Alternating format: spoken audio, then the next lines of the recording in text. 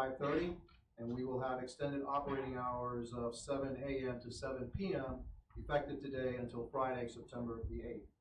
Curbside garbage and recycling services will continue throughout the remainder of the week as normal until weather conditions no longer permit safe operations of our vehicles.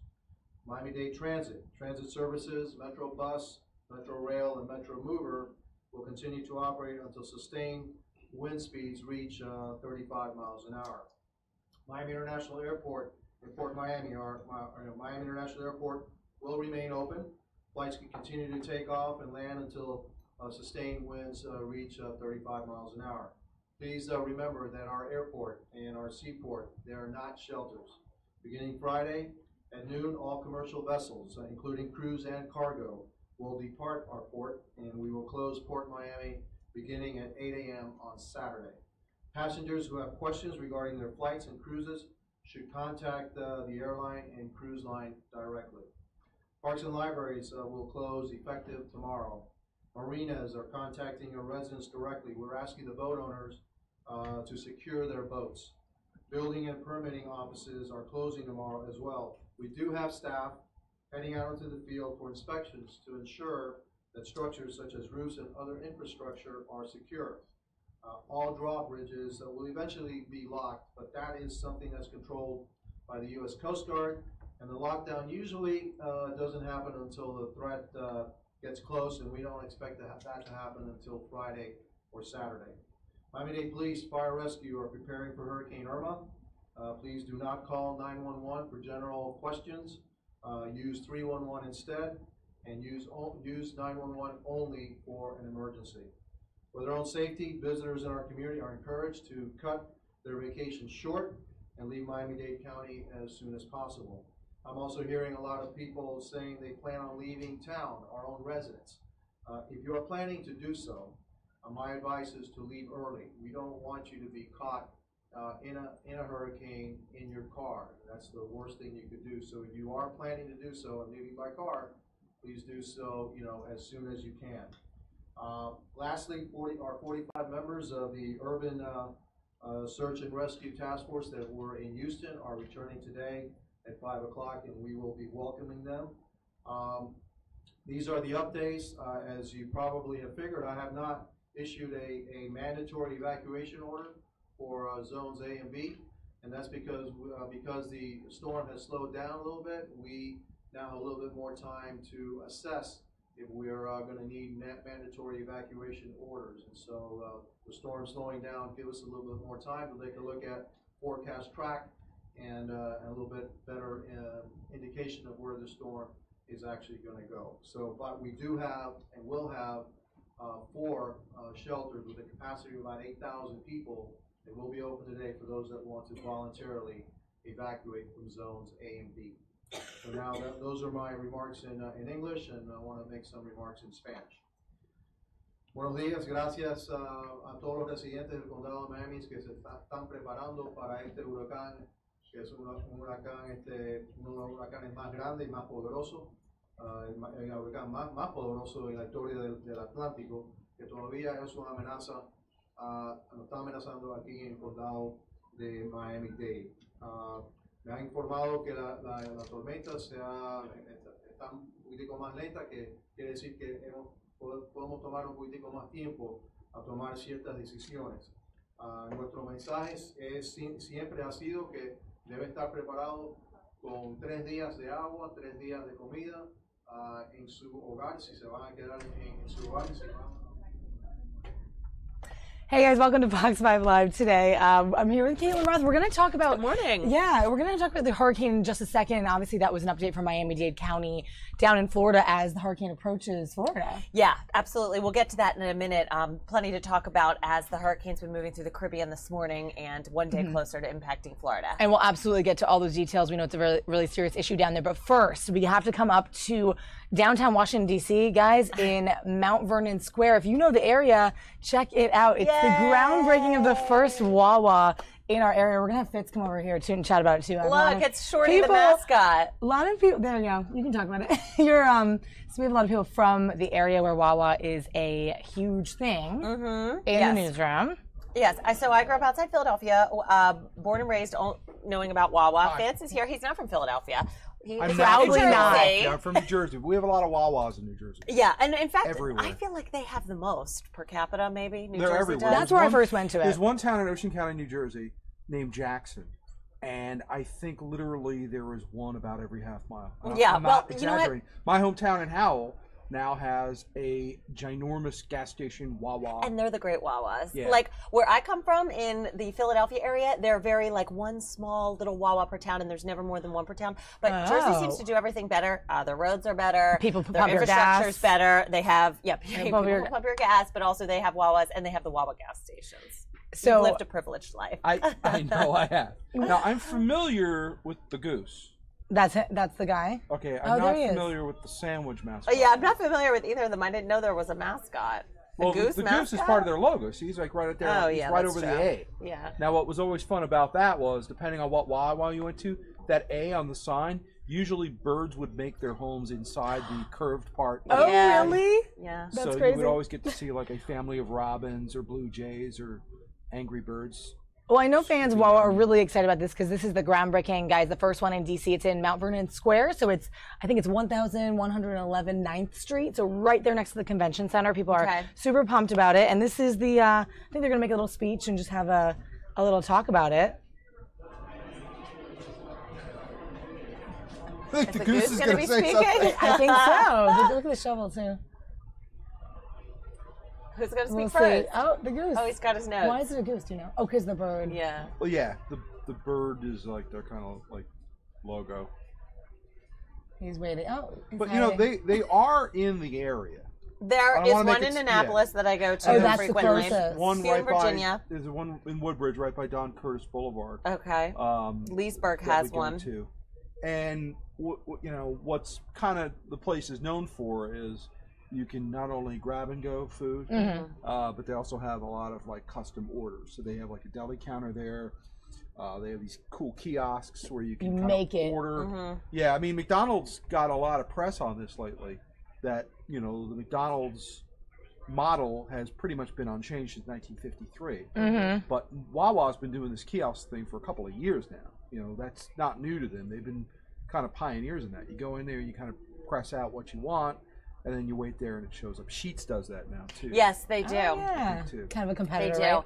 But, you know, the complaint about that, too, from the worker standpoint, the concern is, are you possibly taking a job away from somebody if their job was to work behind the counter? Good point. Yeah, but, you know, it still looks like there's plenty of people in those stores. Are they talking now? Yeah, let's listen in. Some noise for Wawa coming in. Yeah. This is such an exciting day for us here. My name is Ben Dutton. I am your area manager of store operations here in the Washington, D.C. area, and I'm elated that you all joined us here today for this momentous occasion as Wawa begins our new journey, breaking ground here today in the nation's capital of Washington, D.C. We are excited today to have our local officials, business partners, our media, and most importantly, we like to thank our customers who have their cult following for our brand and our culture here at Wawa. I would like to take the opportunity to recognize some of our VIP customers that we consider Wawa family as they've joined us here today, and they're all decked out in their sashes and hard hats as they get a first bird's eye view of what is to come here in the DC area. I would like to start off, and if you'll give them a round of applause as they come forward, Mr. David McNitt, Mr. Steve Hurwitz, Mr. Mike Silverstein, Mr. Chris Pondo, Harry Knob, and we have a few others that are here that we're not sure if they're here, but we just want to recognize them anyway. Miss Deb Landau, Maxwell Greenberg, Frank Tepper, and last but not least, Miss Elizabeth Stockton. If you'll give them all a round of applause for joining us here today. Now, I hear that Colleen has made you all a special promise that if you keep your hard hat and you keep your sash and your mug and you show up on grand opening day, which is this December 15th, we have something even extra special in store for you on grand opening day. So I challenge you to show up with your hard hat, your mugs, and your sashes, and we will definitely take great care of you. Okay? And again, to everyone else who joined us here today, we can't thank you enough. You know, this means so much to us here at Wawa that you all joined us here for this occasion. And now I would like to turn it over to our Vice President of Real Estate, Mr. Brian Schaller.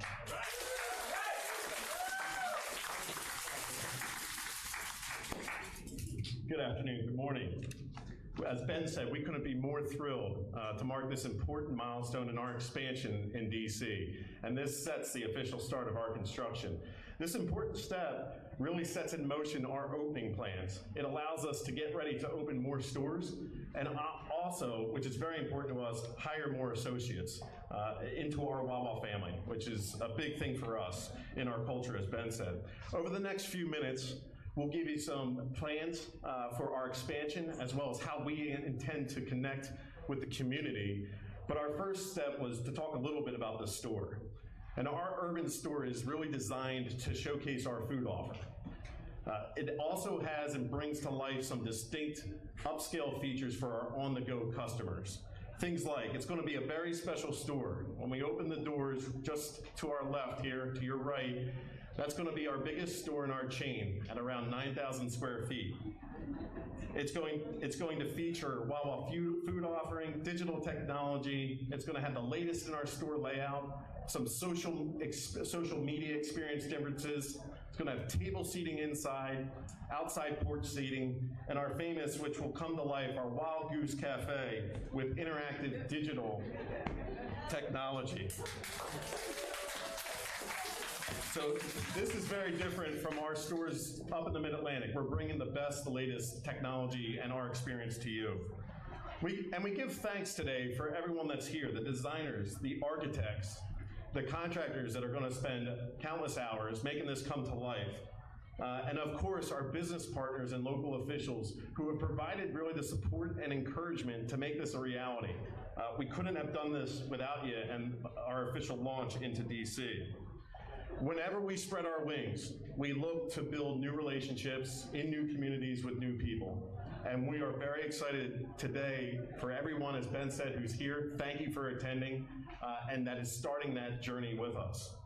With that, I'd like to just bring up two of those new important relationships for us. First of all, we're honored to have Councilmember Jack Evans here today. I'd like to invite him up to say a few words. All right, so as we watch this going on, it's cool. Yeah. Anybody out there fans of Wawa? If you guys are from that area, maybe you are. Some of you watch our digital stream here. This is an exciting thing, but I didn't know it was happening later, so it's in December. Okay, so December 15th it opens. I just want to add, yeah, it's great. The food's good, the coffee's good, it's convenient. It's like a mini mart, but also made to order food, but it's also very affordable. I mean, you know, I'm always amazed, like the amount of stuff I can get for $20 at Wawa. This is where the restaurant industry is going right now, like fast casual. Yeah. There was an article in the paper yesterday, I think, that Chili's has actually been closing more and more franchise locations across the country. Oh, really? Because you look at where the restaurant industry goes, you look at Starbucks, you know, it's these grab and go places. Yeah, it is. Nobody's, you know, or and they're popping up everywhere. Or like Panera's, Chipotle's, you know, Chick-fil-A's, all this grab and go, casual eating. People don't have time, I guess. Sit down and go to Applebee's like they used to. Cool to see a council member there, right? Some Jack politics. Evans. Jack Evans getting in some time at Wawa. Yeah. I'm sure he'll grab some coffee and some. That's, by the way, we buried the lead here. Yeah. That's the best part of Wawa. Oh, is the coffee? Is the coffee. Yeah, the coffee. I always thought it was the made-to-order sandwiches. I didn't know. The sandwiches are good. I wouldn't want to take anything away from the sandwiches. But they've got like 10 different, I'm not exaggerating. Yeah, no, the coffee They've is got like 10 fantastic. different coffees when you I walk love in it. there. I love it. It's not too strong. It's like the opposite of Starbucks. And a lot of places you go to coffee places, they have what? They have skim milk and then they have half milk, right? Right. Not Wawa. They've got every Wawa, option. they have Irish cream. They've got all different Oh, kinds you got your of soy milk, creamers your and stuff. almond milk, Yeah. you know. They do. Yeah, it's It's just insane. options galore with everything. So with Love the it. coffee, with the food, with the drinks. How much are they paying us for this? I don't know, right? And where's my payout? I know. All right, we're gonna switch I'm not gears. objective when it comes to Wawa. We're gonna switch total gears. We have Caitlin here with us, so we're gonna talk hurricane, guys. Quick look. This is the Virgin Islands. It's kind of a tough shot. But I have a good girlfriend actually in St. Thomas right now, and she was like, here's my last Facebook post. We're gonna lose service. We're just gonna go for it and brace ourselves. Oh, so she wasn't flying out? Like, was she on wasn't. vacation? She lives there full time. And I think she's a lives teacher there. there. She's a friend from high school. And I was glad to see that post, but we're all kind of like worried. Yeah. So that's Well, the there's a situation there. mandatory evacuation in effect for Key West today for Oh. visitors, and that's about to go into effect for residents. Okay. Oh, it is for And residents too. having been to Key West, there's not a lot of places to go, and you're not going to have any options if you don't follow that evacuation order. No. They are not opening shelters. They want everybody off that key. Well, you're so vulnerable on those Yeah. keys. They're exposed. They have no sort of barriers. They're on sea level, floodplain, so the destruction that can occur. And the path of the storm is changing. Yesterday it really looked like it was targeting Key West. Today it's more like Miami.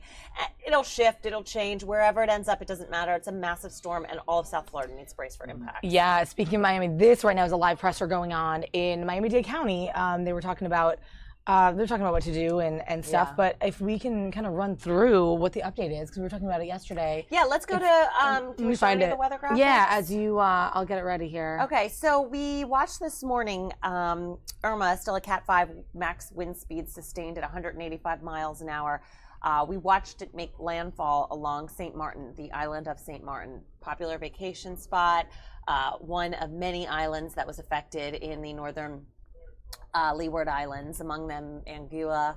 I can't say that. I can't say it either. Anguilla. Or is it yeah, because double L? I don't know, but Anguilla? either way, I get stuck on that one. Anguilla. I heard that this Anguilla. morning. I wasn't sure. How do you say it, Fitz? I don't. I don't say it. Can But- you talk about what you see when you look at that? Okay. Because, I mean, I've just been obsessed with looking at these images, and I don't think I've ever seen a hurricane eye as sharp and as well defined as this one. And that's thanks in part to the satellite, which is new technology, by the way. Yeah, I was so, going to ask you, It is. what is your meteorological eye see? well, the reason it looks so sharp and so well defined is because we haven't had a satellite. We haven't had a satellite yet with this type of resolution over the Earth. So it's This better is imagery. Better imagery, yes. This is the GOES 16 satellite, which was just launched a couple months ago, and perfect timing.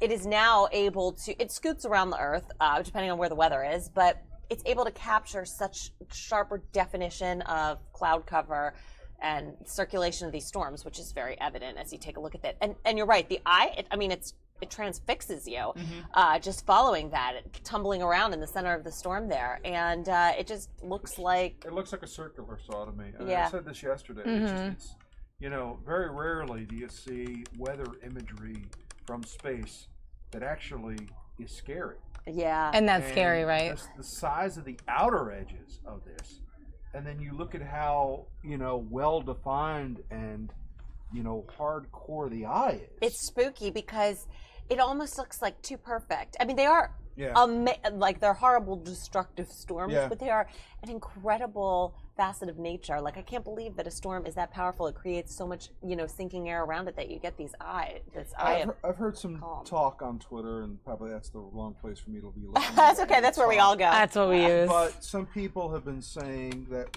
here we are on Irma.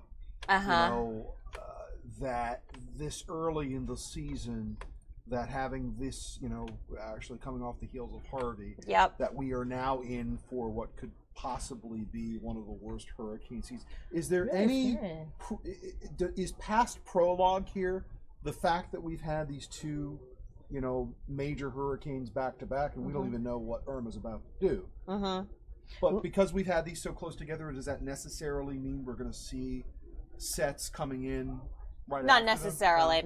No, and oh gosh, There's a tracker. hurricane seasons are different every year, and to be quite frank, we haven't had an active, destructive hurricane season since 2005. That was 12 years ago. I mean, we've had a couple in there, but the level of destruction of something like Harvey that has now surpassed Katrina, it has now surpassed Sandy. So 2012 we had Sandy, but we just had Sandy. The scary thing I heard this morning, they were saying this is stronger than Andrew. You know, Which was a long time ago. But I know. And 1990s. this is what's so crazy about each storm. So Hurricane Andrew was a worst case scenario for a city like Miami because they were in the worst part of that storm. That was a Cat 5 when it made landfall. Now Irma, at this moment, is a stronger storm than Andrew ever was. In fact, it has now broken a record as the strongest hurricane ever in the Atlantic basin. But it's out over open waters. So, impacts may vary depending on how it weakens or further strengthens by the time it gets to a landmass. So, yeah, it's apples and oranges now, but once it does impact the U.S., we'll see how it all shakes out in comparison to something like Andrew. But a lot of times you'll always say that, when a hurricane goes over land, it'll drop in intensity. Yes. We're looking at this, this map you have right now. Yeah. What are we looking at? Latest forecast It's track. going to make some landfall over some of the islands. Yes. I don't see it going back up again. No. You caution us about the models, the modeling of this. How accurate are these predictions on intensity here? They do. They do a good job. Yeah. I will say there might be a tendency for this to be worst case scenario. Right. And that makes sense. A lot of the times they want people to be prepared. They want people to be safe. What that does to you psychologically, if you see it go from a 5 to a 1 by Florida, it's like, oh, not a big deal. Right. Still Then- huge deal. Now, I'm not saying it wouldn't be a Cat 4 because it could very well be a Cat 4. Right. But it's very interesting. This is like if it kind of zigzags between all the islands and stays just on open water and it doesn't go over any land masses. This is saying it's not really going to cross any terrain. It might. You see it's got a few islands to go through. It does look like it stays north of places like Hispaniola or in Cuba, which would really tear it up. At this point, you would see some really strong weakening. That's like an If it goes over oxymoron, strong landmass. weakening. Yeah, oxymoron, especially a but true. big landmass like Cuba or Hispaniola. So, I think they do the best job they can with where they think it's going to go. And the intensity forecasts are usually very good, if not, tending towards maybe the worst case And there's scenario. a K-storm out there now, too, right? Right, Katya? Yes, we have Jose and Katya. I heard about this that. is peak hurricane season. We'll go And back by to the way, this. that's not uncommon to have several tropical systems at once in the Right. Atlantic, the Gulf, and the Caribbean.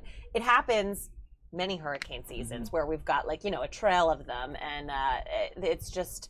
It doesn't mean they're all going to impact us. And actually, as of right now, both Jose and Katya look to have no threat to the U.S. So Irma is still the focal point. Cat 5 moving west-northwest. It looks like it's going to go, because you can follow this eye so well on this imagery. It hit St. Martin directly. It looks like it's going to go just north of the U.S. Virgin Islands there and then just north of Puerto Rico. So Puerto Rico is already getting the outermost rain bands. But luckily, it looks like the eye will go north of those islands. And then from there, it looks like it'll go south of Turks and Caicos and the Bahamas, but north of Cuba. And then Florida is, we're making all these preparations, and it's smart because we're not sure of the exact point of landfall, if there's even going to be a landfall in Florida. I mean, it could stay in along the open waters of the Gulf or the Atlantic. And in fact, a lot of models overnight, there was a big eastward shift. Well, that's concerning if you think about what's going on in Texas right now. Yeah. On the Gulf Coast. Yeah. That's got to make people stand up and take yes. a little attention, Right. right? And I will say that's far from over right now as far as the recovery down there. And I will say it looks highly unlikely that this is going to impact Texas in any way. So that's good for Texas. Bad for places like Miami and really all of Florida. Palm Beach. What about Mar-a-Lago? I was just thinking about that. Trump's estate. Interesting. I was going to say, where's Mar-a-Lago? Yeah, it's West Palm Beach area, right? Well, if they There get it more of is. an Atlantic effect, if this takes a more eastward track, then parts of the storm would go right over Mar-a-Lago. What you're looking at here is an estimate, and it is guidance based on a bunch of different models. And the reason that cone goes all the way out is because that's like room for error, right? So it could be going 30 miles to the west or east, 60 miles to the west or east, 100 miles to the west or east. You notice it gets wider and wider as you go further into time because there's less consistency with where the models go Yeah, you mentioned further out. Mar-a-Lago. We probably should talk about what's going on in D.C. right now. I know. I was actually just thinking about that. Actually, we have a live shot right now. President Trump headed to North Dakota Yeah. today. So, There it is. Here, do you want the microphone? Yeah. Are you leaving us? Thanks, Ian. No, but this is okay. over to your thing. Yeah. All right, so we got a bit of an back. update Yeah. this morning from FEMA about what the situation is with them. Obviously, they've had hurricane recovery. I'll slide in here. Yeah, slide in. They've had hurricane recovery operations going on, since before Harvey hit the Houston area. The administrator of the Federal Emergency Management Agency this morning, confirmed that they are down to their last $1 billion on their emergency fund. What does that mean? Does it mean they're going to run out of money? No, that does not mean they're going to run out of money. But what it does mean is they need to replenish this fund. They're down to $1 billion right now. Speaker of the House Paul Ryan, Senate Majority Leader Mitch McConnell, President Trump have been briefed by the FEMA administrator. He wants that fund replenished because if we get to Friday, you just heard Caitlin talk about how early we are in this hurricane season. And we've already got a K-storm out there right now. Yeah, and and Jose. The likelihood that they could blow through that $1 billion is pretty high. Right. Especially if they get into major operations in South Florida and the Florida Keys, and any other assistance that FEMA might have to mount going forward. Remember, it's September 6th right now. We've still got over a month to go, and there's no guarantee that even after the month that we don't see operations come from all kinds of other things like nor'easters and snowstorms and all kinds of things. So it's not just hurricanes FEMA has to worry about. There's all types of natural disasters. It affects a lot, right? Storms, and certainly what's going on in South Texas right now is kind of impacted adversely this fund. The problem politically on that is a big one right now, though, because we've got a debt ceiling that needs to be dealt with. We've got a government shutdown that needs to be avoided. And in the middle of that, now you're coming out with an appropriation also for Houston that's going to clock in somewhere around $8 billion. I saw that number today, yeah. Which is staggering when you consider the initial payment to New York City after 9/11 was $20 billion. $8 billion is just the opening hand. Wow, that's amazing. On this. Speaking of that, so here's Trump. He's talking about tax reform in North Dakota. He's going to North Dakota to talk about tax cuts this morning. He is going there. What's different about this? What's new about this? This is a shot of the aircraft that's going to be used as Air Force One today. This might not be the regular 747 that you're used to seeing. Because, as we know, whatever airplane the president steps on, that's call signal for the Air Force becomes Air Force One. So whether he's one of the smaller aircraft like this one, or whether he's on a 747, that is Air Force One. Clearly, that's not the Air Force One you're used to seeing. But he's flying to North Dakota today. What's interesting about this is that he's going with a Democrat. He is going with Senator Klemkamp. Heidi Klemkamp, because she is one of the proponents of his tax reform plan. But here's the puzzle they got to figure out. Can they do this? Can they reform the tax code in this country, give a tax cut to the highest wage earners, and also deliver one to the middle class wage owners, and not bust their budget in two by taking all this revenue out of the federal treasury? A lot of times whenever you start talking about tax cuts, you also have to start talking about budget cuts. And is there the will to do that as they head into, say it with me, the 2018 midterm election? I was going to say election cycle. Yes. Yeah. So, if you're going up against the voters next year and you cut all these programs, you better go there probably politically savvy-minded with a tax cut to show for it. Otherwise, people don't like getting their pet projects cut. Oh my gosh, a lot to talk about today, guys. But I want to say quickly, we were just joined by Aaron Coleman. You guys are both Wawa people. We still have this live shot going on. Wawa is breaking ground. We were talking about this. She's going to tell us what she thinks. I was fascinated by your budget talk. I was listening, and I was kind of just mesmerized because you have a lot of that information memorized, and that's really impressive. It's like stuck to the inside of your brain.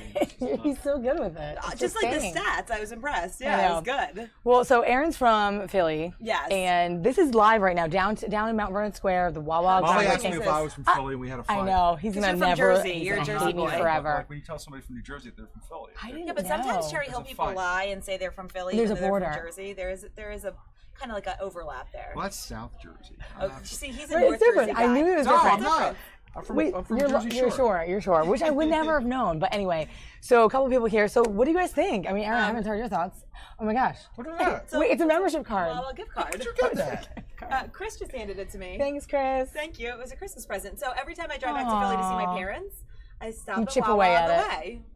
Super cool. So his Christmas gift to you was a Wawa? No. Somebody gave this to him, but it was given to me because I'm leaving for Philly on Friday. Okay. Oh, yeah. So it's perfect. And I'm really excited they're coming to DC now. This cool, is right? an important question. Yeah. Have you ever had a Wawa hoagie? I have done once, and I made it on the computer or whatever. Yes, the I liked. We were touchscreen. talking about it. Yeah, I think it's good. I have to. It was years ago, but I need to. So I need Re-up to on know that. what your favorite sandwich is. I'll tell you right now. It's a wrap. Oh my God. that See, you everyone get. knows. Now you know. It's a turkey wrap, and I actually I do the grab and go thing here. Yeah. Okay. It's a turkey wrap, and it's got this like Dijon kind of peppered mayo that they spread on it, Okay. and it's Strong got start. Havarti cheese on it, and usually that a coffee, a Wawa coffee. Gotta get the coffee. Yeah, and like they have like kind of good chips and things like I've that. heard that. It sounds like I need to get the coffee next time I'm Yeah, there. coffee's amazing. And if they you have can get soy the- milk, so that's always Right, exciting you for said me too. and that's what you like. Yeah. You're a So- soy milk person? I am a soy milk person. This is what I like about the place. You learn You something go in new there. about everyone. No, I didn't know that. I because just you learned go that. there and you get your coffee, and they Yeah. have like 10. I was talking to Kaylin about this a minute ago. They have 10 different kinds of coffee, but they also have Yes. 10 different kinds of creamers and milks and See? soy milk and all kinds. I'm down with that. See, I yeah. was late to the Wawa party, but I dipped out and interrupted your political talk because I wanted to be We're- part of it no, so I bad. wanted you to be part of it. We wanted to kind of mix it up for you guys today. We just I'm lost so the live excited. shot, but so it turns out. I guarantee you, there are probably more people in Washington D.C. more excited about the Wawa right now. Oh, yeah. Than the possibility of I'll tax tell you what, cut. my tweet when they announced Oh, they were yeah. coming here made it to a Philly blog about Philly people excited in DC who are transplants about Wawa. And there's so many of them. It's Yes. even here in this newsroom. So this is what I want. Not I you, want- though. Not just Philly Really. people. No, Jersey people too. Yeah, 'cause continue. they're just Yeah. as cool. So it's breaking ground today. It's going to open December 15th. It's actually a couple months away, but we're ready. I'm excited, so I just wanted to come Yeah. down and share my excitement Thanks, with Sarah. everyone. Yeah, thank you. How much is on I'll the let- card? I'll find out on Friday and get back Do you to still you. have more? You've been chipping away at it, or It's not even? Chris's card, Oh, and okay. he just gave it to me, and I'm keeping it. Nice. So we'll find This out. is the very definition of the least you can do when you give somebody a free card that you got. That's All really pay for- sweet. It is. think It's it's lovely. nice. This is what I'm getting. I'm gonna get a shorty hoagie with Okay, what's with that? turkey. Short? It's like a Half? it's like I think it's 6 inches. Yeah. With turkey, Swiss cheese, mayonnaise, oil, vinegar, lettuce, tomato, salt, pepper, and then pickles and hot peppers on the side. That sounds good. And potato chips to put on the sandwich. Oh, it's to only make a $5 card. crunchy. Yes, to make it Oh, crunchy. it's only $5. Is it a It's only- $5 it's only fee? $5. She's not gonna get too much of that. Okay, Wait, what maybe can I'll you put get some with cash that? into it. Okay. I can get a stuffed pretzel with cheddar cheese. That's exciting. I love that you know. Come here. So I guess it's also. I'll give you $10. Aww, look at this you get happening in the This- newsroom today. This was the best thing that happened to my sweet. day. I got to talk about sandwiches and I'm getting money and gift cards. I love it. All Thanks right. for joining. Thank you, Molly. I'll let you Yeah. get back to December the 15th. statistics. Come back. Yeah, right. All the you. numbers in his head. I was like sitting there and I was just kind of Dude. staring. That's impressive. He's really I smart. liked it. There's no script here in case anyone was wondering if he was like reading off something. He's not. Wait, Aaron, there's the Impressive. Here, I'll hand you my there's the mascots really quick outside. We still have this live view. They're just getting What are they the doing? sandwich. this is They're freaking breaking news. it. Look at that. A rainy So day. they're unwrapping the front. Oh, that's cool. Aww, So that's what it's gonna look like. yay. Yay. Rainy day there in DC. And we had pizza for breakfast. I consider today I know a we win. did. It was on the morning show. We all ate tons of Sicilian pizza. I know where this is. This is it's his actually convention very convenient center. to get to. Yeah. Area, yeah, that'll be great for people coming in for conferences and all those things, the medical conferences Yeah. and businesses. Good for and- It doesn't. Snacks, Wait a good for minute. quick Now, lunches. Aaron, work with me on Yes. this. Look at that store. Okay. That's It's a picture. very fancy. Is that really nice for Can it? you take that full screen? Yeah. Let me find it. That doesn't look like the regular Wawas that we know. It's a nice picture. Oh, right. I mean, they've. They've done Wawa up a little bit. No, that's like totally upscale from what we're used to. Maybe for the downtown DC look. And if you ever don't feel good, their chicken noodle soup is something special. That's awesome. Good tips, Full guys. disclosure, when I went to Temple, I lived Yeah. across the Oh, street yeah. from a 24-hour Wawa. So That's I've perfect spent for a lot of time college. there. Yeah, it was great. Perfect for If college. those walls could talk. Until I my know. roommate Monica and I realized our pants wouldn't button anymore because we would spend too many too many nights eating late food. Look, they're getting big on the Snapchat, the Twitter. They have all the digital Yeah. on their sign. They're big on the connected. social. Yeah. There it is, guys. It's right. raining. Thank you Woo. for sharing this moment Yeah, with me. I'm gonna go take a thanks. nap. You Thanks, guys enjoy the Erin. rest of your day. Great morning with you. Thanks Yes, for stopping you by. too. She'll come by again. This is Erin Coleman. You might know her from our traffic features in the morning. Yes, new graphics start tomorrow. Oh yeah, we'll talk about them tomorrow. We'll talk more when you tomorrow. come back. I'll stop by. I like that you get like foot traffic back here. It's a good background. You kind of get a sense of the Yeah, newsroom. we're kind of trying out this whole new. Obviously, this is our whole new look, so you can kind of see what's going on. Kind of quiet during the midday, but we always have Fitz around and some other people to talk his Always politics. around. Thank goodness he's around. Okay, I've so learned a thanks, thing or sir. two, and now Yeah, we I'll always take a rainy do. day nap. This is good. Okay. All right, enjoy the rest of your Have day, a guys. great Jealous nap. of your card, though. I want your card. You want I'm my jealous card? of her nap right now for the rain. Perfect No, weather. I was gonna power through and go straight to the gym, but then That's when what I you ate do. the pizza, I was like, all right, carb, coma, nap, and then later. Pizza was gym. good. I was digging the pizza. Yeah. Morning show gives you a weird lifestyle. I also feel like I want to make a security request on the videotapes from the Wawa at her college, so we could see exactly what was going on. That. Oh my goodness, that would be funny. You might not recognize me. 3:08 a.m. 3:08 a.m. Strolling through with Monica. Hi, comes Monica. I hope you're watching. With a handful of turkey wraps. Yeah, we both like banned late night Wawa runs because we're like, this is just, we're getting older here. We can't do this anymore. But it's great for, midday runs It's as so well. good for college. Oh my It's goodness. perfect. Yes, that's why I know so much about it. All right, great. Location. All right, All right, see well, you we'll guys. go on Location. December 15th is when they open, so we'll go If on any of you December guys 15th. love it, let me know in the comments. Definitely tell us what your experience with Wawa is, because we're going to go back to, I guess, politics. We're talking, well, right now, this is, we're just taking in our live sources. This is still Miami-Dade County talking about the hurricane, juxtaposed with President Trump doing his thing in North Dakota. That's a live shot there. We'll probably see him in a second. Well, they're out at Andrews right now. Yep, exactly. Look at Rainey. Joint Base Andrews, so they'll be taking off. I probably should grab my phone. I could give you the schedule. They'll be Yeah, taking let's grab off. it. Yeah, If give me you a want. minute. I'll Yeah, get he's the going to come schedule. back. You can drop that on the chat. Yeah. And you can talk about what you're covering today, too. Yeah, this is the Fox phone. Anyway, guys, if you're watching, thanks for watching Fox 5 Live here. I hope you're enjoying our new look in the newsroom. And we're going to be just bringing you all the stuff that's coming in live. I know we were following DACA, obviously, yesterday, and all the rallies. Fitz, today you're at a march, but separate. It's a different march today, right? Yeah, it's the march. Well, we did talk about it yesterday. It was the march from the Charlottesville. So that's sort of a separate issue, white supremacy, We had video of anti-white them. supremacy, white nationalism. Well, there's not many, situations these days that aren't connected somehow. And did you see the concert that's coming? It's going to be the free. It's I gonna be see it. free I tweeted it concert. out this You did? morning. I I saw it. liked it. I liked Yeah. your tweet. Dave Matthews So is Dave going Matthews, back obviously to, Charlottesville native, Charlottesville. where he broke out in that strip area. Miller's. You know the details. been there. Obviously, music guy, and so am I, but I forgot the name of it. Yeah, but Miller's. I have Great been there place, too. still there. I've been there too. I was much younger, but I remember stopping by, and I was a big Dave person in high school, sort of in a past life. But I would love to go to this. I'm putting in my request. Well, it's a free concert. I believe 24th. Pharrell and Ariana Grande are also going to be participating on it. Which is cool. And, And you know, JT, Justin Timberlake, guys. The goal is, I guess, to promote some healing in the city of Charlottesville. Yep. That's a place, obviously, that to Dave Matthews, is really where that band kind of formulated, and went on to be the worldwide sensation that it is right now. He is still very much a part of Charlottesville. So if you follow Dave Matthews' career in life, it is not all that surprising that he would be able to mount that. What's interesting about this too is by Ariana Grande adding to this now, you have an artist. They just opened the Manchester Arena again. I was wondering about that because we were tracking all that. Ariana Grande's fans were the victim of an attack, of an ISIS attack, a bombing in Manchester, England, and we know how that affected not only England but the world. And there was a concert following the Manchester attack. From what I understand, this is going to be a free concert. I don't know if they're going to be doing any kind of fundraising or anything like that, but it's going to be a step towards healing, I guess, that community. And Dave Matthews is going to be a big part of that. Definitely. I actually read some of the details on it today, and it's free, like we said. There's like sort of a security and or shipping Well, as long as we're fee. talking about it, let me pull up the... Pull up the details. I was looking at it, and it turns out they're going to go first. The first priority is going to be people in the surrounding counties of Charlottesville, so Nelson County, those counties.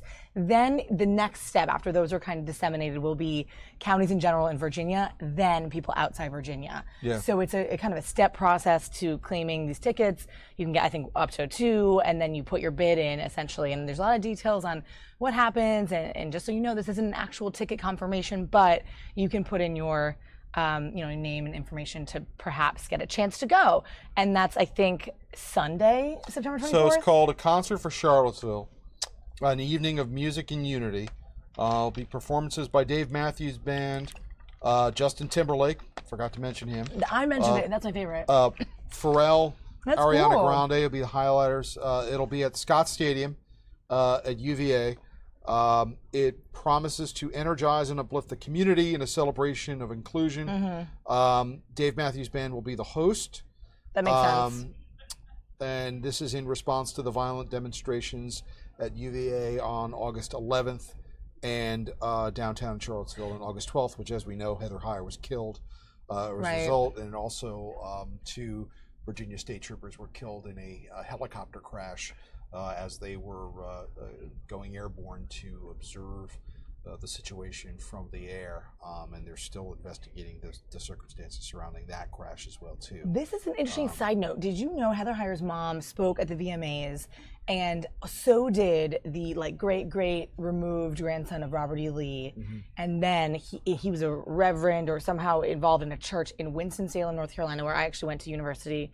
And after sort of the backlash from that in the church community, he actually left his position at that church based on what happened after he basically denounced some of the His name is Robert W. I Lee? I have to look it up, but it's something. I read this article about it, and I was interested to see that, obviously, because Winston-Salem was close to my heart, and I didn't realize he was involved in a church there. And anyway, just some connections. I was thinking about Heather Heyer. Yeah, So I mean, it's fascinating, especially in light of the fact of the blowback that ESPN got a couple of weeks ago. For some reason, deciding to remove an announcer who happened to be a well-known Asian American announcer on their network just because his name was Robert Lee. It seemed to be an overreach to a lot of people, and simply because of the fact that the game was going to be at UVA. I don't know a lot of people who probably were even aware of what Robert Lee's name was. So, to have one of his descendants. I will say about Heather Heyer's mother, though, if you've gotten a chance to see her speak in any of these events, especially at the memorial service, we had that live in our show. You guys probably saw. I will never saw. stop marveling at how these people who have been through tragic situations like that have the ability to rally and steel themselves and speak as eloquently as they are able to do in those situations. Same. It was really powerful what she said. She's been amazing. But the details on the concert here saying September tickets 24th. are free and attendees are encouraged to make a donation to the Concert for Charlottesville Fund at the Charlottesville Area Community Foundation. Donations can be made on their website, and beneficiaries of the fund will include victims of the events in Charlottesville on August 11th and 12th and their families, first responders, and organizations devoted to promotion of healing, unity, and justice locally and nationwide. So the tickets will be allocated initially to residents of the greater Charlottesville area, also to UVA students, faculty, and staff, and an online ticket request period has opened up this morning at concertforcharlottesville.com. I checked it out. So concertforcharlottesville.com is the website you go to. It might be a service charge, even though it's a free ticket. There's a limited number of supply of tickets available for walk-up, no service charge to the box office for John Paul Jones Arena. All UVA is probably going to go. UVA students. Well, and it's. I would. It's something I think that if you've been part of that campus, that it could be a unifying moment for them. Because prior to this incident, there had been things that happened at UVA between students and law enforcement as well that were the subject of controversy, and they've had to come through that and come together. Certainly they'd never faced anything like what they faced last month. And this is going to be an important moment for them to kind of rally together, but rally together with somebody who has meant so much to that community and so much to that town in Dave Matthews, and continues to be a vital part of that community. Definitely. By the way, guys, you're looking at a live shot of Marine One, right? And we're waiting on sort of this transfer. Sometimes we bring this to you live so you can just kind of see what's going on with the president. But I was going to say, do you remember, so weeks before the Charlottesville incident, there was another sort of pre-planned, scheduled KKK event in Charlottesville where the president of UVA actually said told the students, hey, don't get involved in this. Please wipe your hands clean of not going into the downtown and doing anything, obviously not for, but not against. Just don't be part of it. I thought that was interesting. We were kind of following that. I was reading about that and seeing, and then this rally happened. So that was an interesting connection there. And then I think more students are now involved, and it's more of a thing, of course, now. Yeah. And I expect a lot of them to go to the concert, too.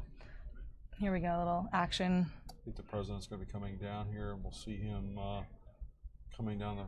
Pretty windy out there at Andrews. Yeah, today. It's raining today and windy. In a little while. But I believe this flight will take them a couple hours out to North Dakota. The president's scheduled to be back at the White House by about 8:30 tonight.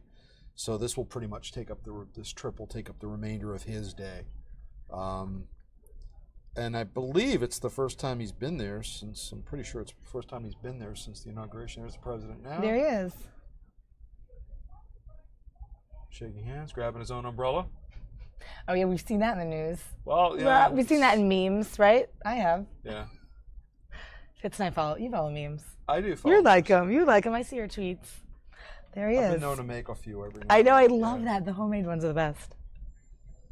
There is a little sound. It is windy and rainy. So, looks like the senator is not with him here.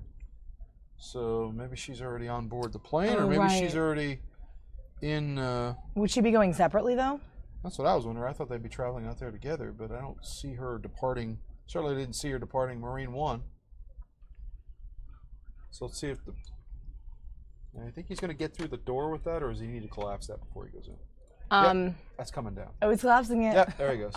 God, people love these little details about what the president does in every moment. Well, because I would just try to, because we like to make memes. I would try to just barge right in through the door with the umbrella up, but you would? The president knows better to lower that thing before you try to go through the door. Guys, thanks for joining us on Fox 5 Live. If you're with us, is that a chat with us in the live chat and let us know what you think. It looks like perhaps. I can't tell. I think so. It appears to be senior staff. It's hard to tell from the That's hard. behind, but Steve Mnuchin. Yep. Treasury Secretary seems to be there. They're not turning around. I know, I can't see. They're like, I'm out of this rain, bye. I think that is Gary Cohn, the president's economic. I'm not sure. I've only seen him speak a couple times. It's a little hard. It's a little hard to tell when they don't turn around. You're just seeing the backs of their heads. But that would make sense if the Treasury Secretary is going to go there along with the speech with the president. The tax cuts.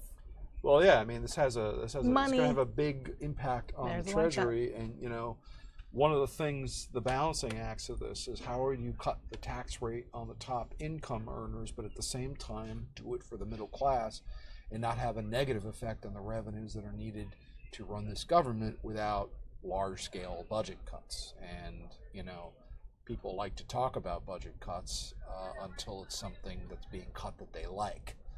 So if I'm cutting something out of your budget, I'm for it. A lot of times if I'm on Capitol Hill, you're cutting something out of my budget, I don't like it. Hence politics. So we'll see how that goes. Okay, so we were talking about DACA yesterday. Pelosi spoke this morning. I'm going to take that to you guys for air so you can check it out. Some of the Democrats were talking about it. Actually, didn't check out her speech, but a couple of Republicans have spoken about it too. Locally in our area. Lindsey Graham, but not local, but he spoke out. Well, where I was going with this was Virginia Congresswoman Barbara Comstock.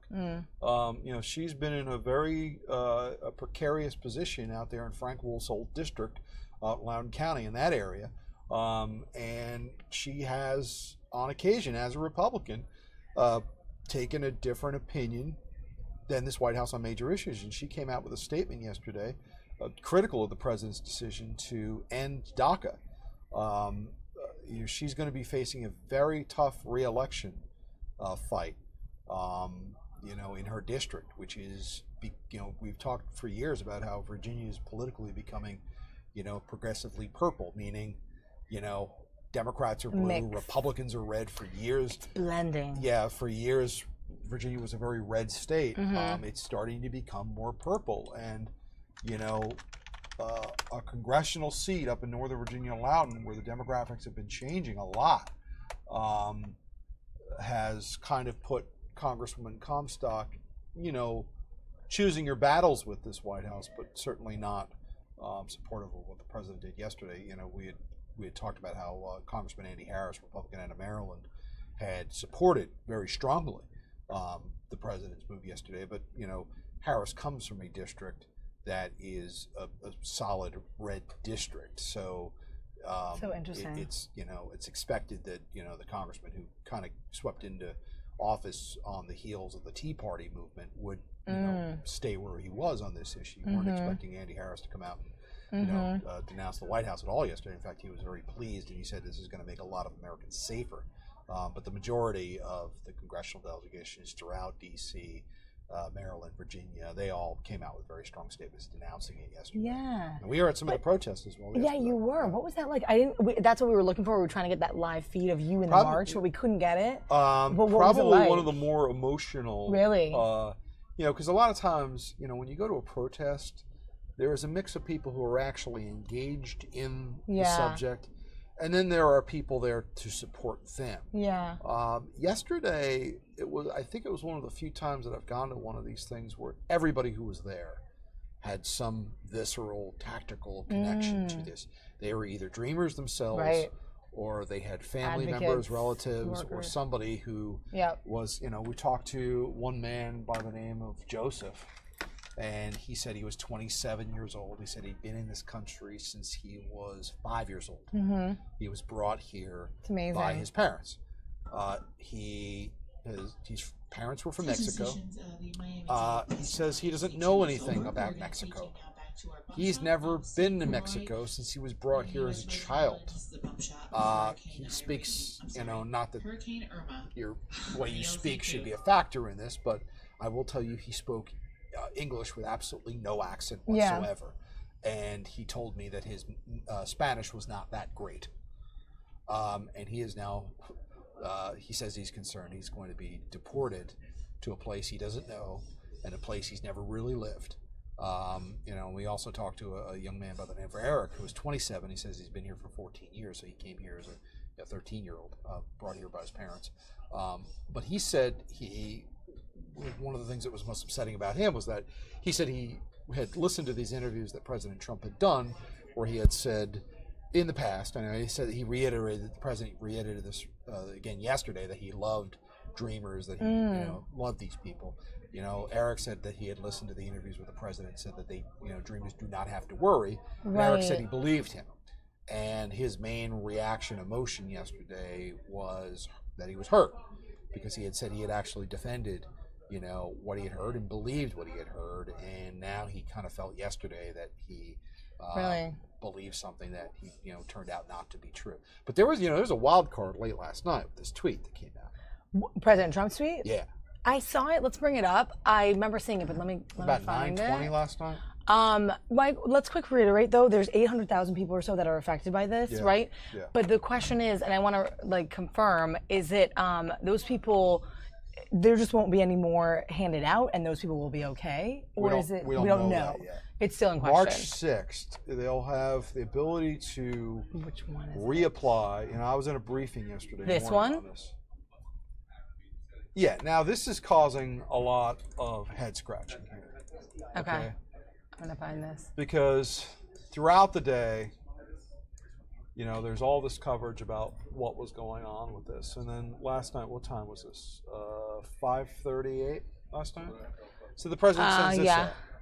Congress now has 6 months to legalize DACA, something the Obama administration was unable to do.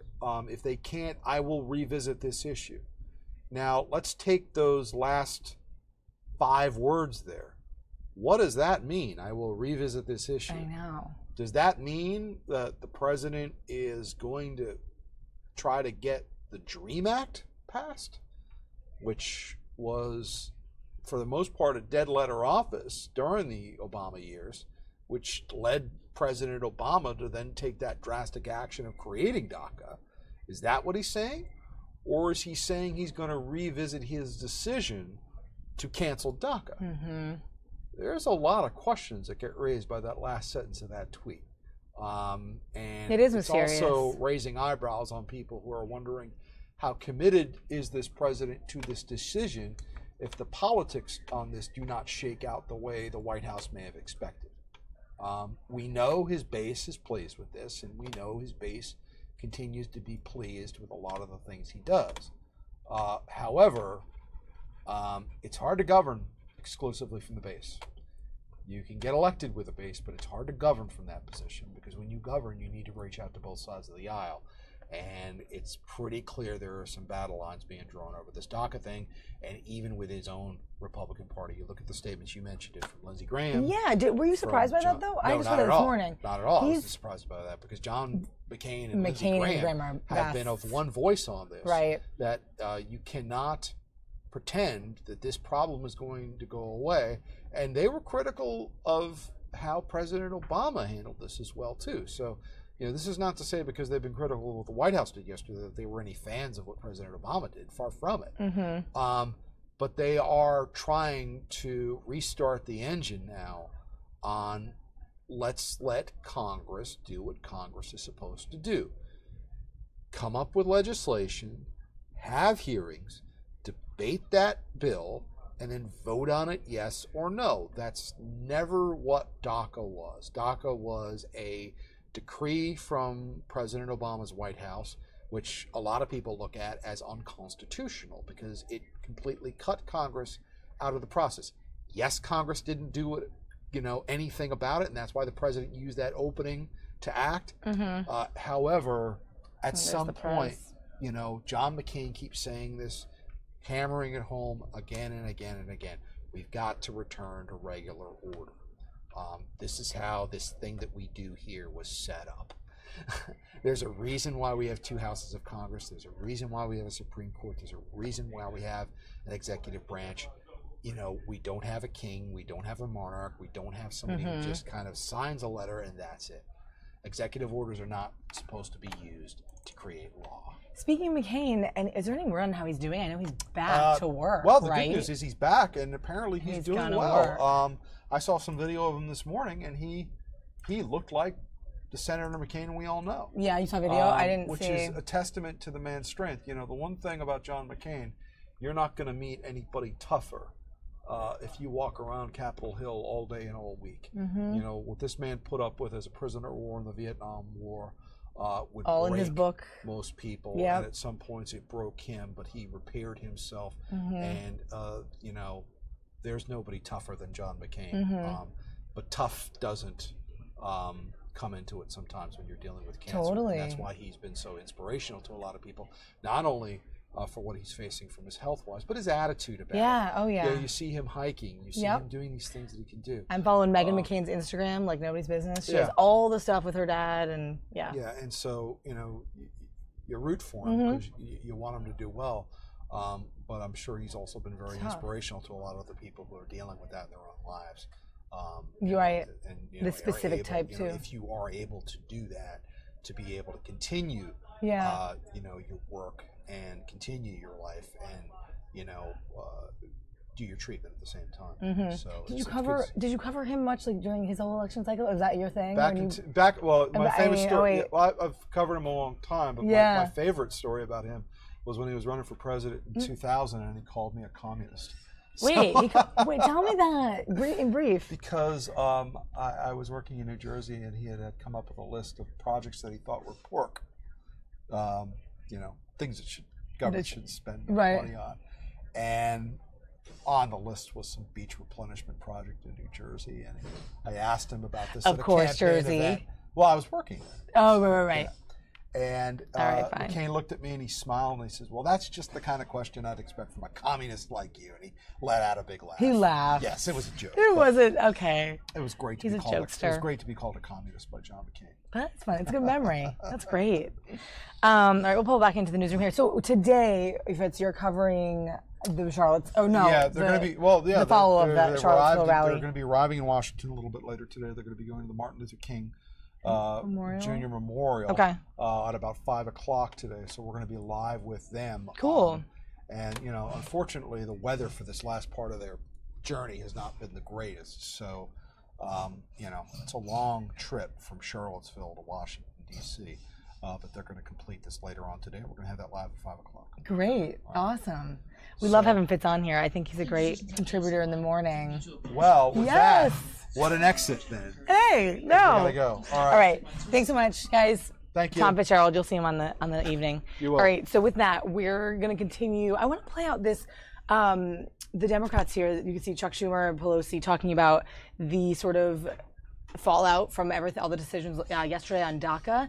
We took that in this morning. This was just moments ago. We're going to cut in with anything that's live and breaking, anything interesting as always, as we do.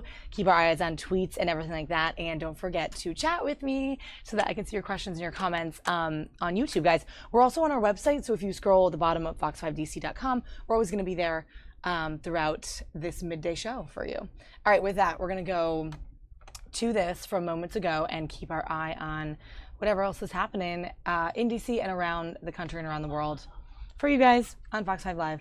All right, check it out. Okay. We're here? Good morning, everyone.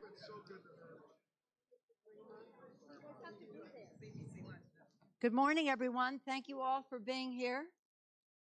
We wanted to be on the steps of the Capitol, and we will do this again soon. We will do it constantly until we pass the DREAM Act. It's an honor to be here with the Senate leader, Chuck Schumer, with a champion on this issue, with the chair of the Hispanic Caucus in the House, Congresswoman Michelle Lujan Grisham of New Mexico, Senator Dick Durbin, who for at least 15, 16 years is at Senator Durbin, has been a champion of the Dreamers. He first introduced his bill in, 2001, even before 9/11. Congresswoman Lucille Roy Ball-Allard, who's been a champion on this issue and now serves as the ranking Democrat on the Homeland Security Committee, where she, again, continues her work to be vigilant, protecting our Dreamers. We have newcomers to the Congress, Senator Kamala Harris of California, Representative Castro of Texas, slightly newcomer, and Senator Cortez Masto of Nevada, bringing new invigoration and new energy from their districts, from their states, to this important issue. We all agree that President Trump's decision to end DACA is a despicable act of political cowardice. Cowardice squared because he gave the announcement to his attorney general instead of just making the statement himself. And now he says Congress should act. He had to overturn what President Obama did because it wasn't constitutional or legal. Constitutional or legal, thank you. But if Congress doesn't act, he will do that, constitutional and illegal as he may consider it to be. As I turn over to our special guest here, and I'm so pleased that so many members of the House and Senate are here, let me just say this. President Trump is the first president in 30 years, and let's just go back to Reagan. We can go back further.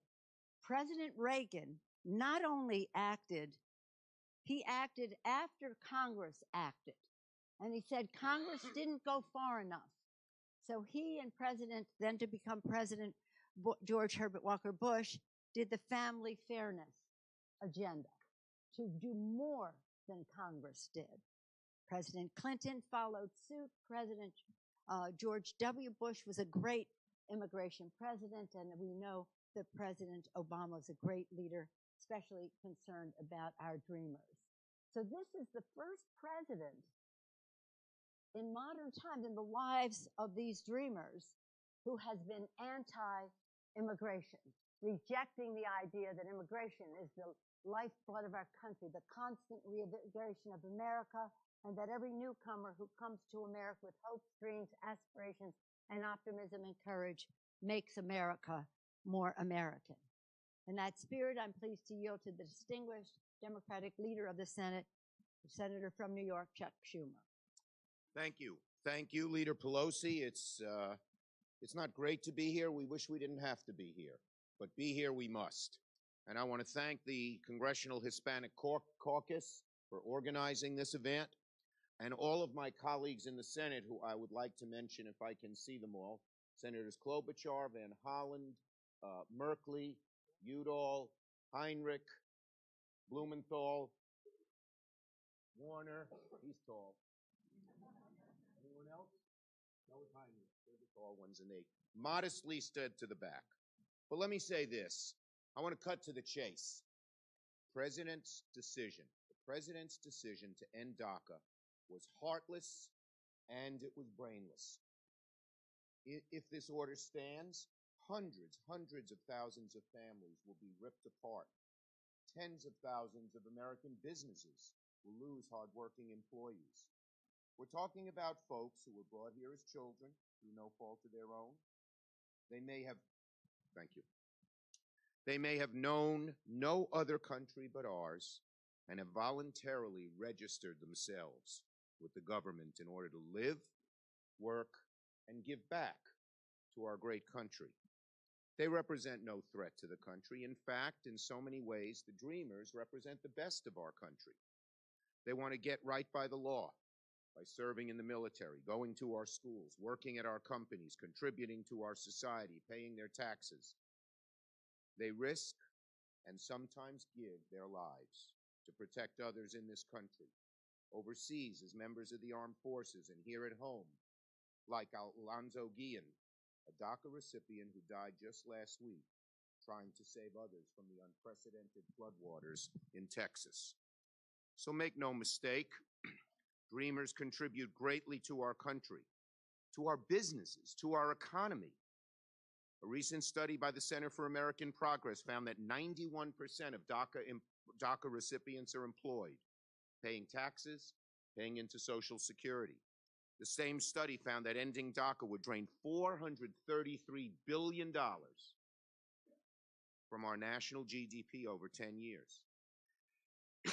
And even the Libertarian Cato Institute estimated that ending DACA would cost employers nearly $2 billion over 2 years. It's no wonder that 500 business leaders of America are up in arms over the president's decision. Now, I'm glad that some Republicans in Congress have voiced their opposition to the president's decision, because we're going to need them to right the ship. Congress has an ability and an obligation to act, which is why we today are calling on Speaker Ryan and Leader McConnell to immediately put the DREAM Act on the floor for a vote in the House and Senate.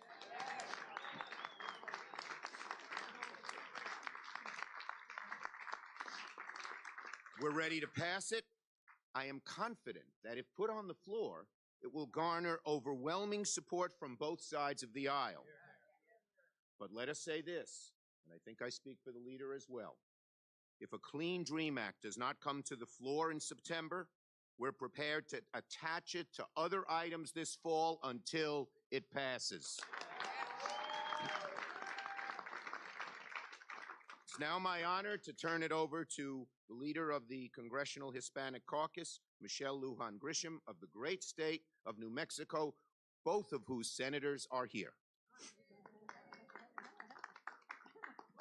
Thank you very much, Senator.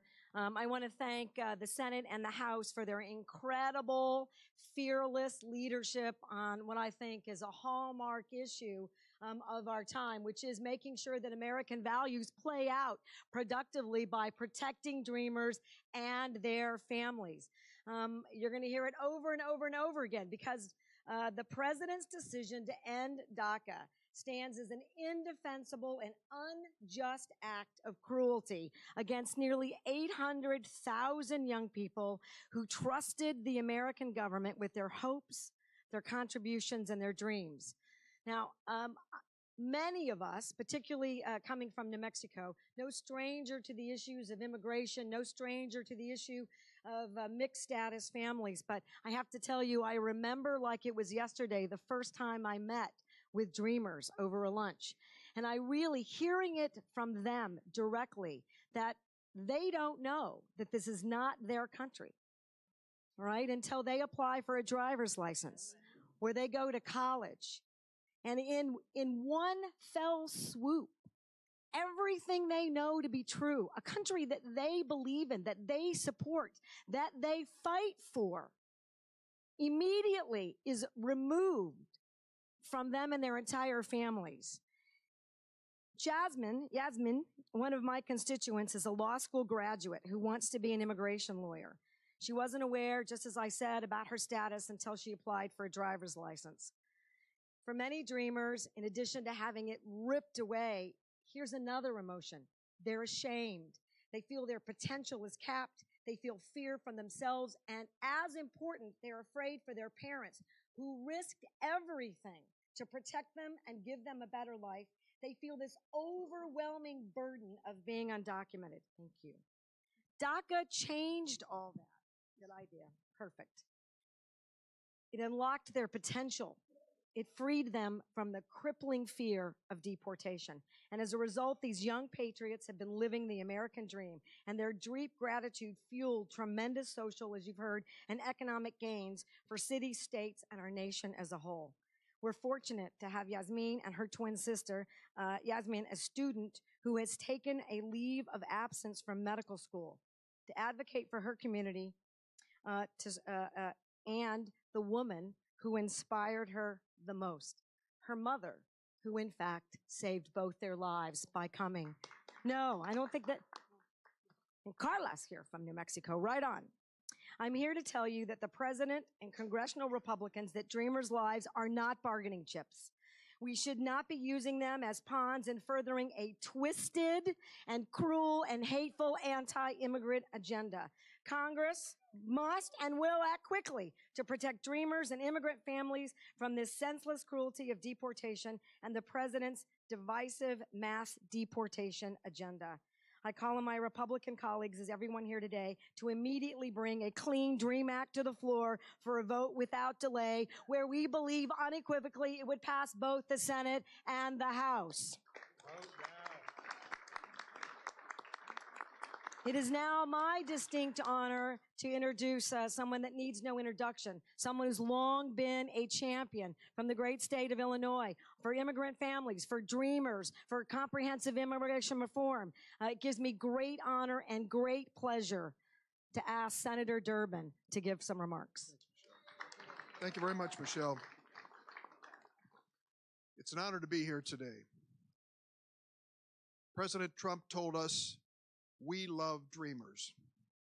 And yesterday he announced that we love Dreamers, but we are now going to deport Dreamers. The countdown clock began yesterday with the Trump administration, a 6-month clock that says to the 780,000 who are protected by DACA, your protection is going away. The protection that keeps you in this country without fear of deportation, the protection that allows you to work. And yesterday, the Attorney General of the United States of America, sworn to uphold the Constitution and laws of this nation, announced that he would not use the power of his office to protect those who are currently in the United States under the DACA program. There was a smile on his face, and for those of us who have followed his career in the Senate, it was no surprise. He has never supported the Dreamers. He has never supported comprehensive immigration reform, and it's one of the reasons that many of us could not vote for him to be the Attorney General of the United States. The President gave him this task of making this announcement, and then he turned it over to Chris Kobach. Does the name ring a bell? Secretary of State of Kansas and President Trump's appointment to a voter fraud commission, who said that those who are protected by DACA should leave the country. Leave the country. That's their answer. Well, I know what happened across the United States. There was a moment there when these Dreamers and their families were in tears, hugging one another, wondering what's coming next, what will be next in our future. But I know something else from my experience. When I introduced the DREAM Act and I would go to audiences in Chicago with Jan Schakowsky and Robin Kelly and Luis Gutierrez, and we would talk about the DREAM Act, the students would listen and nod their heads. I would go outside to my car, and in the darkness, as I went to get in my car, standing next to it would be 2 or 3 young people. They would look in both directions, and they would say to me very quietly, "Senator, I'm a dreamer." The reason they whispered it was because they had been raised by their families to be extremely careful. Never let anyone know who you are, where you are, that you're undocumented. That's what their first reaction was. But did you notice what happened next? The Dreamers started standing up. showing the kind of courage that all of us hope we can muster today. They stood up and said, we are dreamers and we're proud of it, and we want to tell you who we are. I started going to the floor of the Senate with color photographs over 100 times to tell the stories of these dreamers, and each one of those stories really made the case for why we need to make sure that justice is served when it comes to DACA and the DREAM Act. So I stand here with the confidence that these dreamers and their courage, their families and their courage are behind us. And now it's time for us, members of the House and Senate, to summon the courage and to fight for them and pass the DREAM Act. Are we ready to do that? Yeah. Of course we are. And I would say this to President Trump: if you love the dreamers, help us pass the DREAM Act. I would say to the Republicans in Congress who were not swept away by the anti-immigrant rhetoric which we have heard over and over again, stand up with us and let me spell out a few of them who have and give them credit for it. First, my colleague Lindsey Graham, Republican of South Carolina, my co-sponsor of the DREAM Act, and three other Republican senators who've come forward so far deserve the credit too. Lisa Murkowski, Jeff Flake, and yesterday Cory Gardner. We need 8 more Republican senators to step up for the 60 votes we need to pass this in the Senate. But I am heartened by the fact that Chuck Schumer and Nancy Pelosi have made it clear that our caucus is committed to the dreamers, we are committed to justice, and we are demanding that we pass a clean DREAM Act this September, this year, to protect these dreamers and generations to come. Thank you for letting me say a few words today, and let me turn it over to my friend, Congresswoman Lucille Roybal Allard. Congressman, where are you? Here you are. Take it away. Okay. Thank you, Senator. I stand here in outrage at President Trump's unconscionable and un-American decision to destroy DACA. And I join my colleagues who are here today to declare our commitment to fight in defense of these young men and women who enrich our economy, our culture, and our society. The president's decision simply to appease his base brings shame to our country and heartbreak and fear to these young people who, regardless of their immigration status, are American in every way.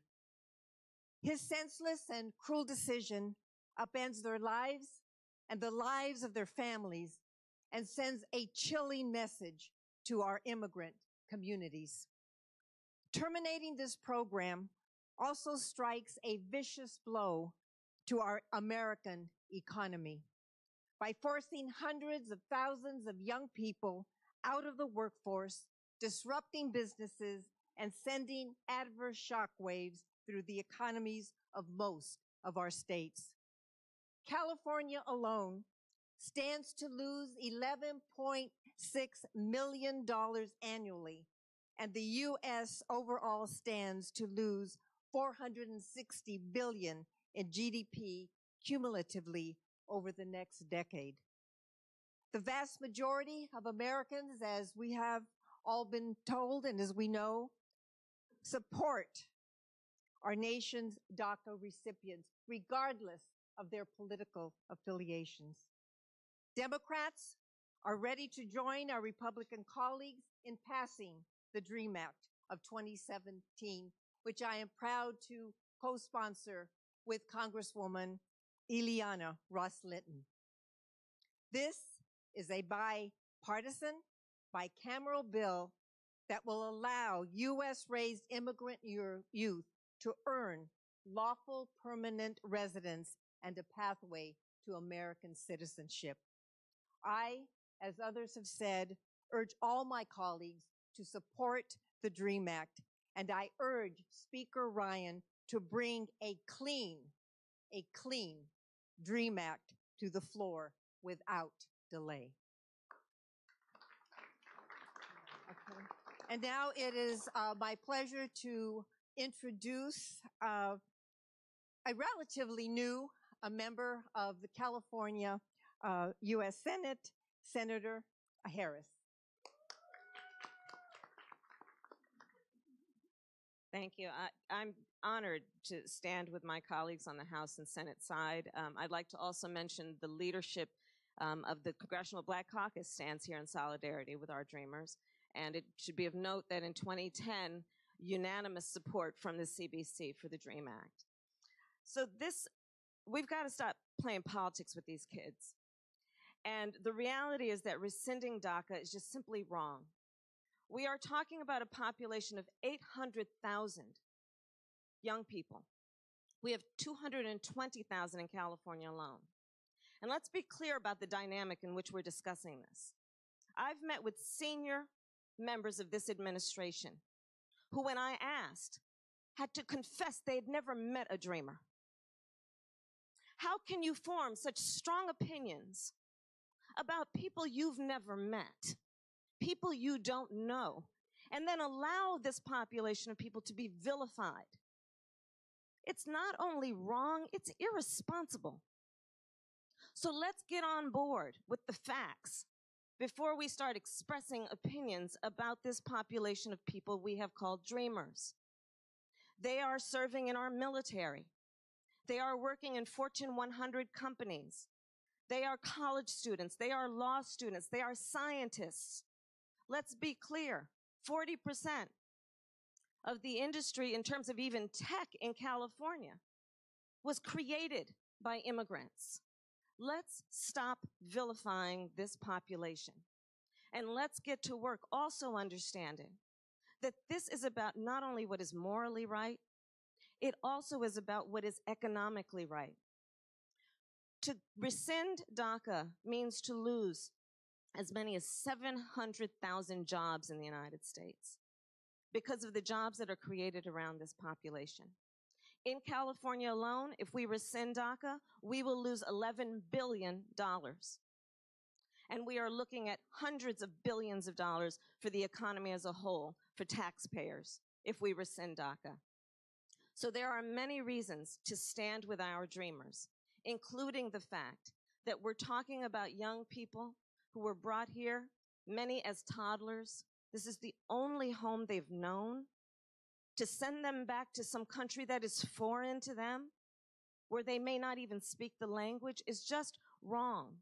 Let's give them the ability to be all that we know we are as a country, which is we are a country of dreamers.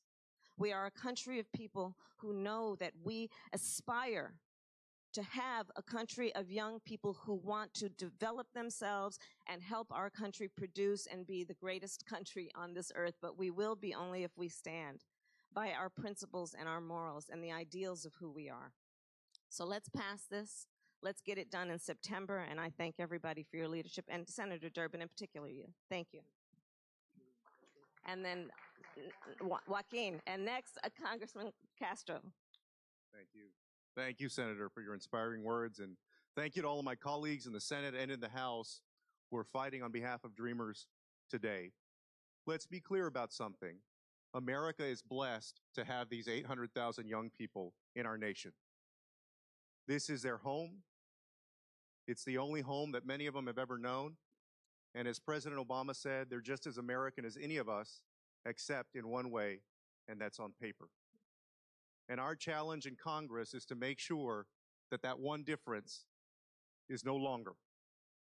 And the dreamers that are here, I want to say a message to y'all. First, thank you for your courage. Thank you for standing up when times were tough. Thank you for fighting for your families. Know that we're going to fight like hell so that you can stay here. And the reason that we have gotten to this point, the reason there was a DACA, the reason that we came close on comprehensive immigration reform was because of the incredible youth movement 10, 12 years ago and all of the energy and passion that went into it. And I'll tell you what, there are many people in Congress who are ready to do the right thing and to pass a DREAM Act, and we're going to fight to do that.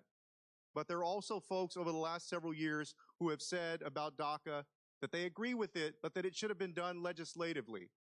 To those folks, I say, now is your chance. And to those of you that have been marching on the streets for years, some folks here are going to lead a little more inspiration. And the most powerful movements in American history have not come from the top and have not come from people in politics, but have come from people, ordinary Americans, who have changed their country for the better. So it's going to take us being out in the streets, in our churches, in our workplaces, Americans speaking out, letting politicians know how they feel. May God bless you. Thank you. And now it's my honor to introduce the senator from Nevada, Catherine Cortez Masto. Thank you. Let me just add, you've heard from my colleagues. First of all, thank you to Leader Pelosi and Schumer. Thank you to all of you for being here today and your commitment. And let me just say, because people ask me, what would you tell the dreamers and these families in your state? I would tell them, you belong here, because that's what this is about.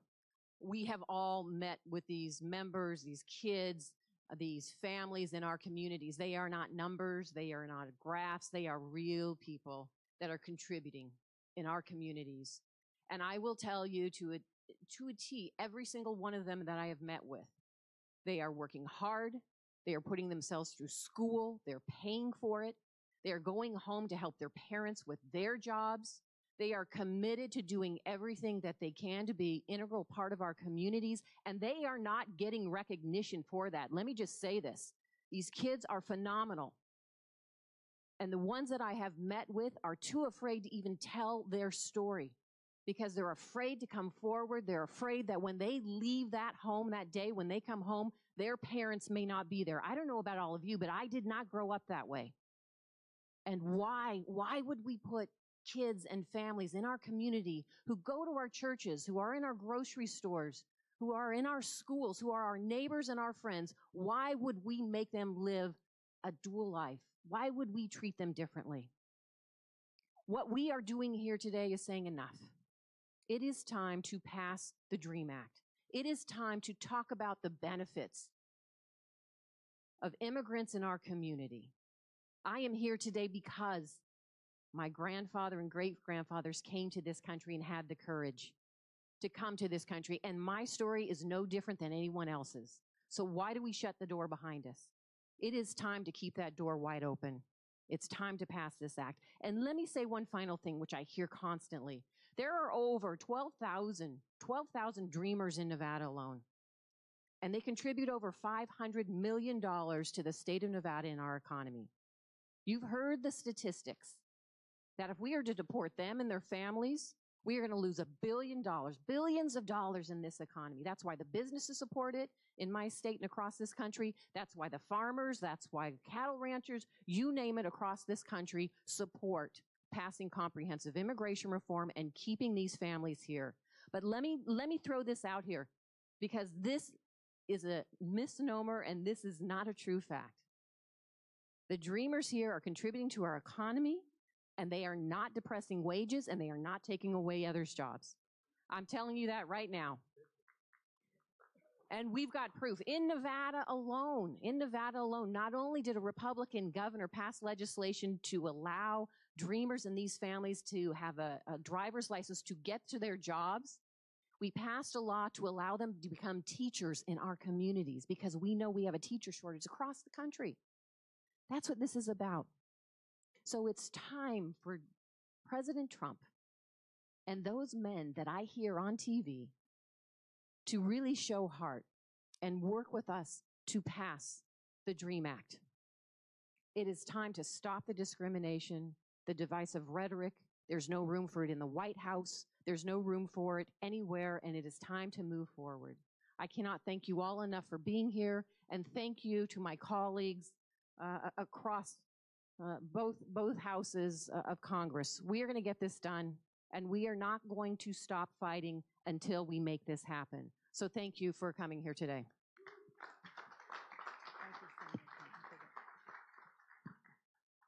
I thank all of our colleagues, to our distinguished visitors from the United States Senate, to my colleagues in the House.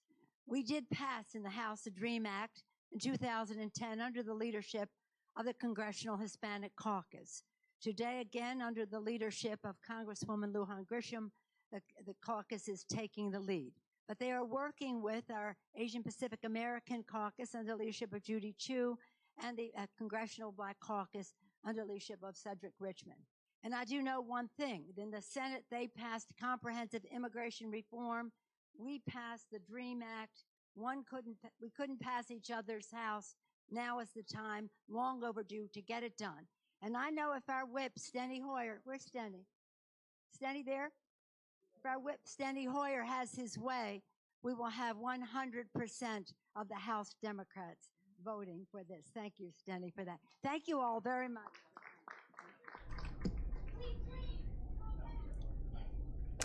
All right, guys, so that was Nancy Pelosi, obviously, and some of the Democrats on the decision yesterday. Just wanted to make sure you guys caught that from earlier this morning, so just playing it back for you. We're going to continue to follow that, and as rallies sort of continue across the United States, marches, we have a lot of coverage of all of that.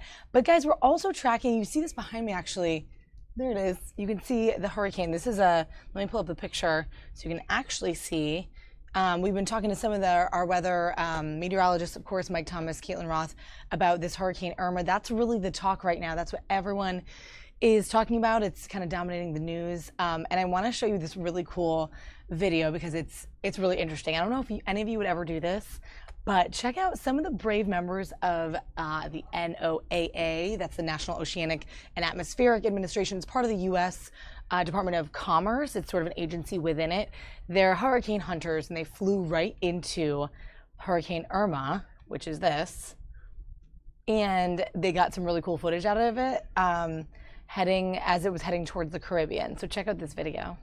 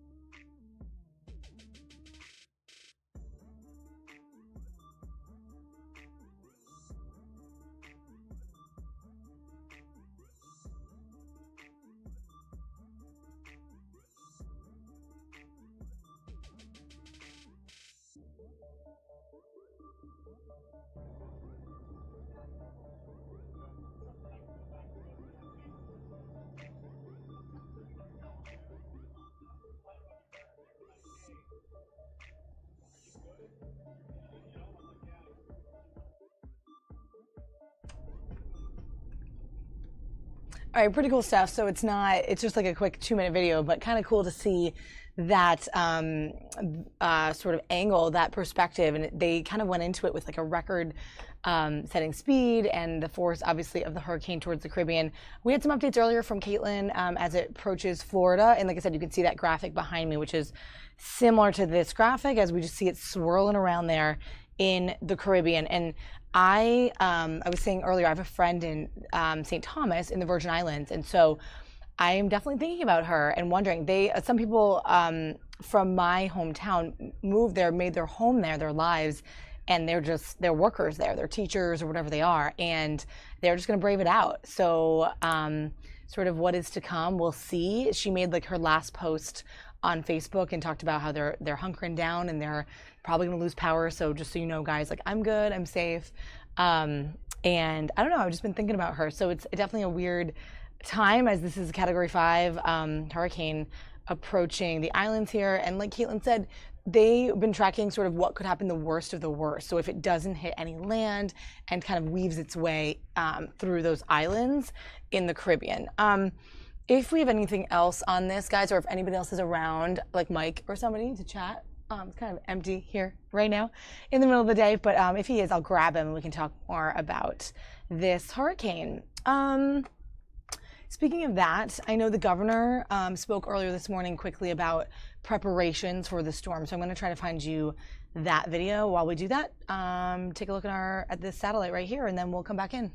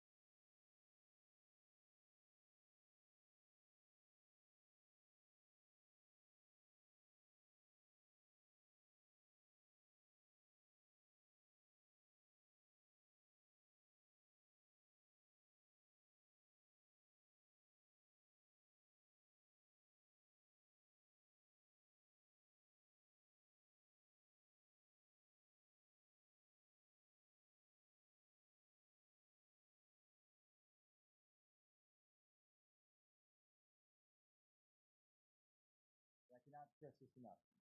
Get prepared. This is your responsibility. Know your evacuation zone. Listen to your locals. This storm has the potential to devastate our state, and you have to take this very seriously. Now, I've gone through a variety of tragedies. We went through Andrew. I had hospitals that we evacuated. We evacuated a hospital south because we thought the storm was going to go one path. It moved directly, hit that hospital. It was devastated. All the windows blown in. We had to hand the patients for hours. So understand that even though we've seen the latest path that moves it a little bit further to the east, this thing can still go anywhere. There's still a great chance it's going to go up the west coast and even to the panhandle. So the entire state needs to be prepared. I'm glad to take any questions anybody has. Governor, is there any specific plan to get fuel here into the community? Because there's these shortages all along your area here. Absolutely. We're calling the suppliers. We are working with Highway Patrol. We're doing everything we can to get fuel here.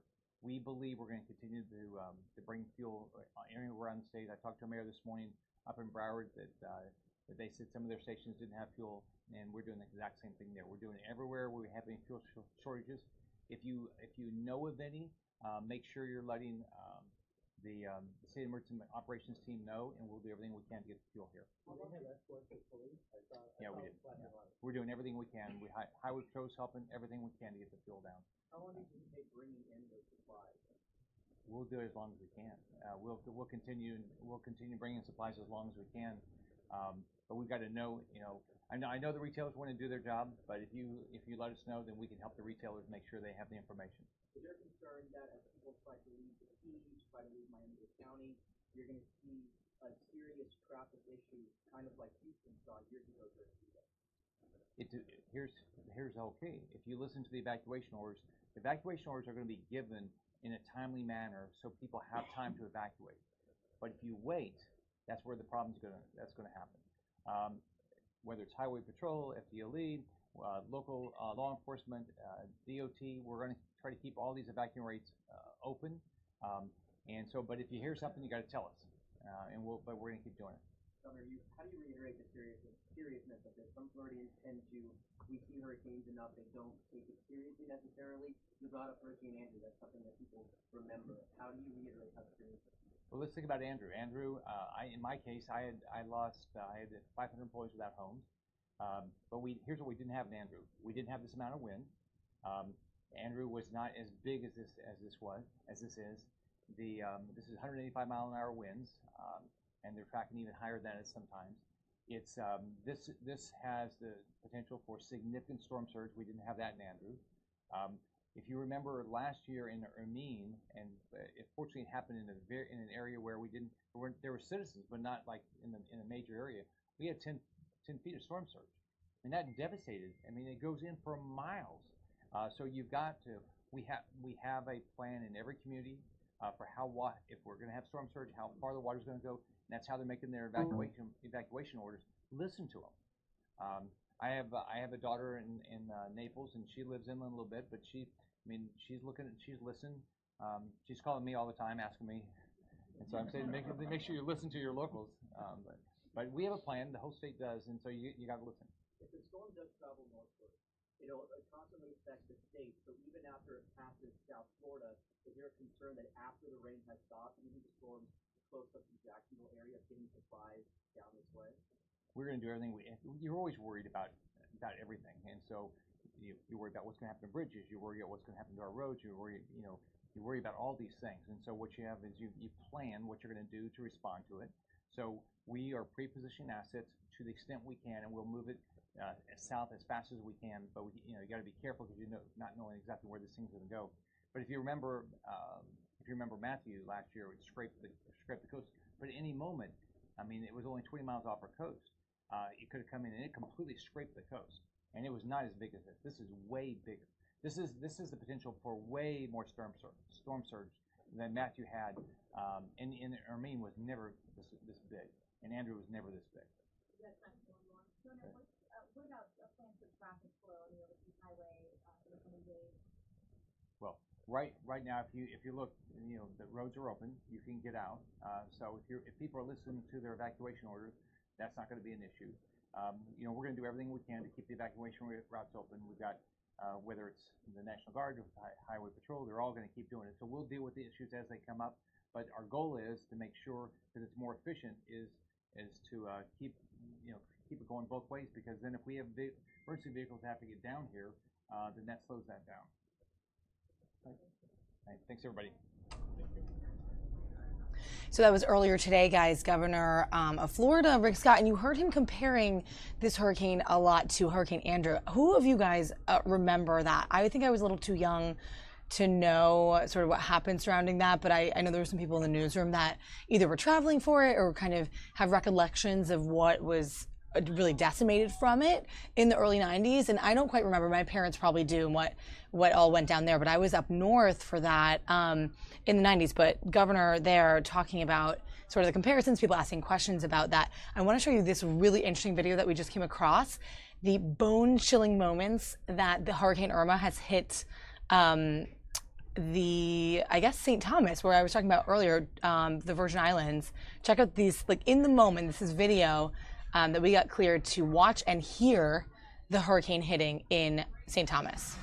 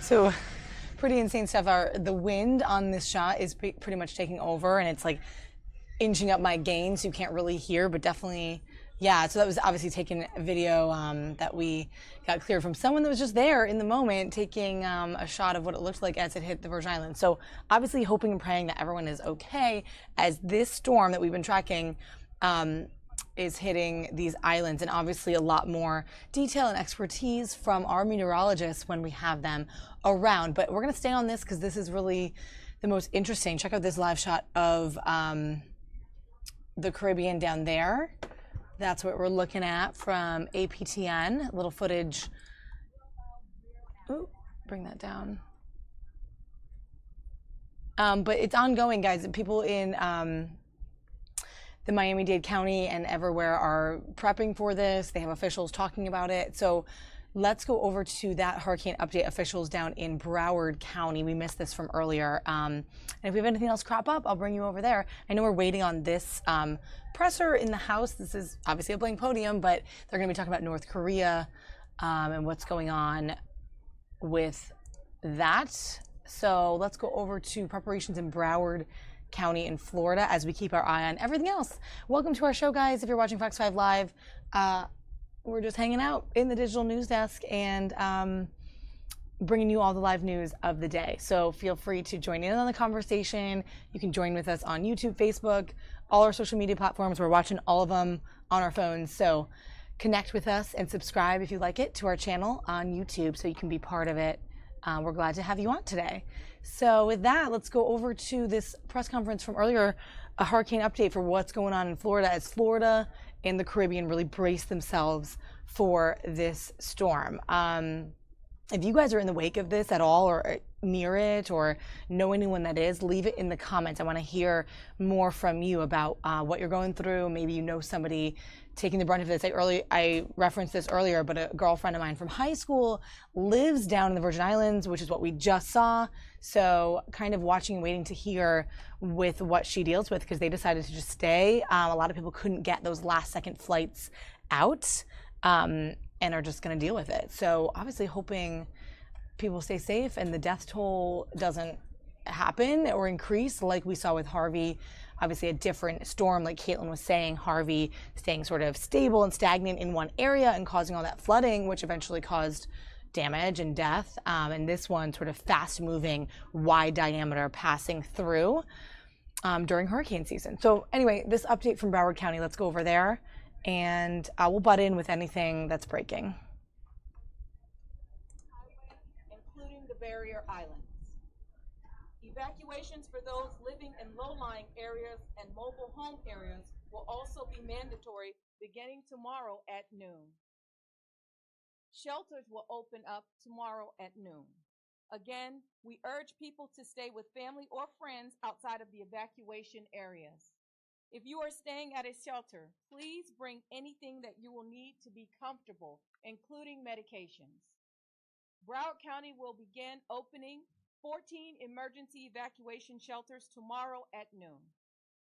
Emergency shelters are a partnership of Broward County, American Red Cross, Broward Schools, and the Florida Department of Health in Broward.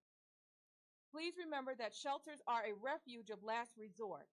They provide a safe, short-term place to weather the storm, but you must bring items to ensure that your personal comfort, including bedding, snacks, water, and anything else you may need.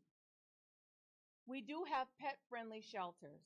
Please visit broward.org/hurricane for more information and details on shelters located near you.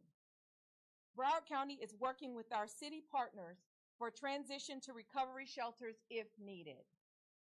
County government operations will be closed on Thursday and Friday so that employees can focus on protective actions to help ensure the health, welfare, and safety of residents. Broward County Transit continues on a regular schedule until Friday, depending on the severity of the tropical storm force winds. I urge Broward business community, as they implement protective actions for their businesses, allow employees and their families adequate time to prepare for the storm. The Emergency Operations Center will be activated at 7 a.m. Thursday, 24 hours a day, 7 days a week. With images of Houston, the fourth largest city in our nation, in our hearts and on our minds, the South Florida Water Management District has assured me that water managers have been working around the clock to lower canals and adjust the water control structures. Also, to coordinate with local drainage districts and governments that operate local canal systems. Port Everglades is currently operating under normal conditions. At this time, there are no fuel shortages, and the port has adequate supplies of diesel, jet fuel, and gasoline. Trucks will continue fuel deliveries to gas stations throughout South Florida until Broward County experiences sustained tropical storm force winds. Although some motorists may have experienced long lines to fuel or gas stations that have run out of fuel, that is not reflective of the supplies that we have in Broward. There are a limited number of trucks that deliver fuel to gas stations in Broward and 11 other Florida counties, so residents are encouraged to be patient and conserve fuel.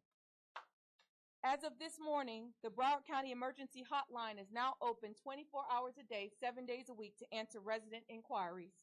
Call 311 if you're in Broward or 954-831-4000. More than 720 storm-related calls have been answered since 8 a.m. this morning.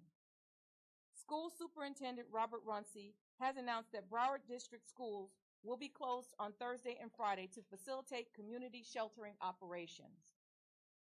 Hurricane Irma is expected to be a wind event, similar to what we experienced with Hurricane Wilma in 2005.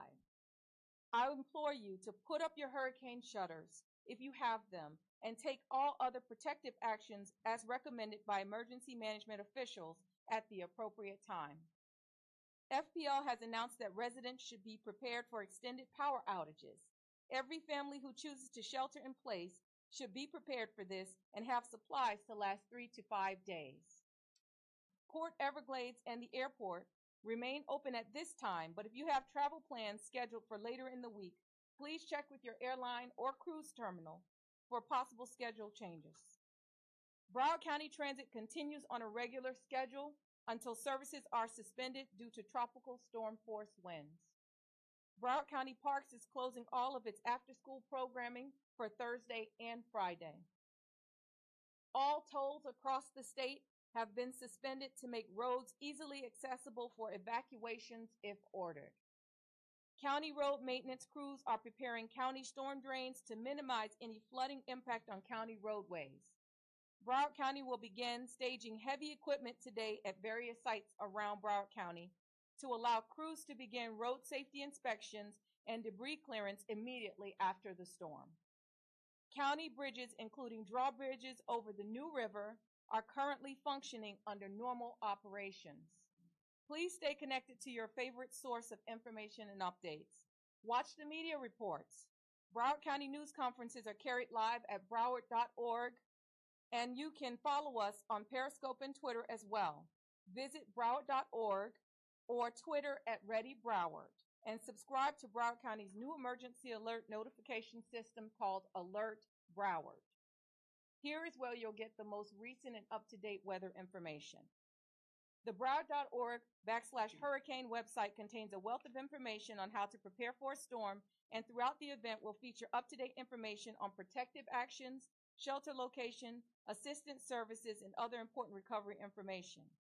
Broward, please be ready, set, safe for this potentially very dangerous storm.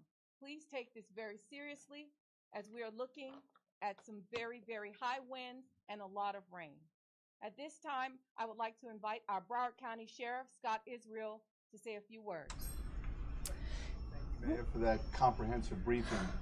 Broward County, today is a day where we pray for the best, but we prepare for the worst. The Broward Sheriff's Office, we've worked diligently and tirelessly over a period of years. We've trained, we've done tabletop exercises, we've done everything we possibly could. We are ready to protect the residents and citizens of Broward County to the best of our abilities. We will make you as safe and secure as is possible. But there are some things you can do for yourself to help us help you. One is your hurricane plan, your personal plan needs to be in place today, right now. You need to know where you're driving to tomorrow, who's driving to you. You need to test your generators, gas up your cars, as the mayor said. Make sure you have your medicines. Go to that drugstore and get your prescriptions, because you don't know when the next time you're going to be able to refill is. We ask you to be aware of price gouging. It's reprehensible to think people would take advantage of citizens at a time like this, but you know that's going to happen. If you see anybody trying to price gouge, call this number, and it'll be repeated throughout the week. It's 866-9-NO-SCAM. That's 866-9-NO-SCAM. And that'll go directly to the Attorney General of Florida, and she will prosecute these violations. They're criminal violations with civil remedies. Make sure that your communication with your families, your children, if your children are in Florida schools, make sure they know where to go. Just very, very imperative that we know we have this plan. The last thing I want to say is that people ask me all the time, should I evacuate? What will happen if I don't evacuate? As the mayor said, if you live east on Federal Highway or east of Federal Highway, you want to evacuate. This storm will have significant impact to South Florida. We're not knocking on doors, we're not arresting people, and we're not pulling people out of their homes. We're asking you to leave so you don't become a victim. Our deputies and our firefighters, who are so prepared for this, will stop responding when winds reach a sustained speed of about 45 miles an hour. They need to be safe and secure as well, and then they will exit and work recovery as soon as the roads are safe. Don't be a victim. Take care of each other. The Broward Sheriff's Office is ready to protect Broward County. Thank you. Thank you, Sheriff. At this time, like I mentioned, guys, you're watching an update from Broward County from earlier this morning, and then I'm sort of double shotting it there with what it looks like a radar of the storm brewing in the Caribbean. So we're going to stay on with this. This was just some updates for that area in preparation for the hurricane hitting Florida. Some additional information regarding school and district operations. In consideration of the community's focus on preparing for Hurricane Irma, we have canceled all athletic events, evening classes, and other evening events for this evening, September 6th. Again, we've canceled all athletic activities, evening classes, and events for today, September 6th. School operations will continue up until 6:30 p.m. today in consideration of the district's aftercare programs. Our parents and families depend on those. We're going to keep those running until 6:30 p.m. today. But again, all other activities will be closed. I will be declaring a state of emergency for the district effective at 6:30 p.m. this evening. At that point, only employees involved in district's continued preparations for the storm will be working.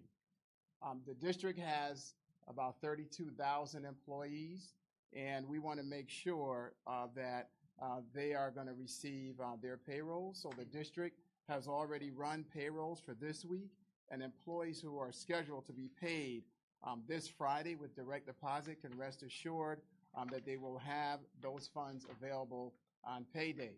In addition, those employees who receive manual and paper checks, measures have been taken to make those checks available for pickup today at the KC Wright Building at 600 Southeast 3rd Avenue. There's a small number of employees. We are contacting them directly to make arrangements. Again, I encourage all of our staff, parents in our community to continue to monitor local news. The district has a mobile app that can be downloaded, which will provide continued information. We have television station Beacon and other sources to communicate to you. Again, I want to stress to let everyone know this is a very serious storm. Everyone needs to take whatever steps that they can to be safe. And I'd also like to say this is a moment for us to see the best of Broward County. It's when we face these challenges that we need to come together as brothers and sisters, exercise a little more patience and forgiveness, as we know we're going to run into lines and a lot of other challenges. But look out for our neighbors, look out for our friends, and let's all work together, and we'll be able to get through this. Thank you. And again, we want to stress to please, if you are in a low-lying area, you are in an area that you know is prone to flooding, please get out of that area. Try to move out of that area today, because it will be very difficult for us to get to you once the storm starts happening in Broward. I mean, once the winds pick up, you can call 911, but if we can't get to you safely, we're not going to be able to reach you. And it's very important that you understand what the sheriff is saying to you. Please, if you know you're in an area where you might need to be evacuated, and out of an abundance of caution and safety, we would like for you to voluntarily evacuate today. Are there any questions? Mayor, can you clarify the gasoline situation? Because there are a lot of lines and people are going, and the port is going to be going into lockdown. So when people are going, they're finding a lot of stations closed. I mean, I know you say there's no shortage, but We what do can not have people a shortage. expect?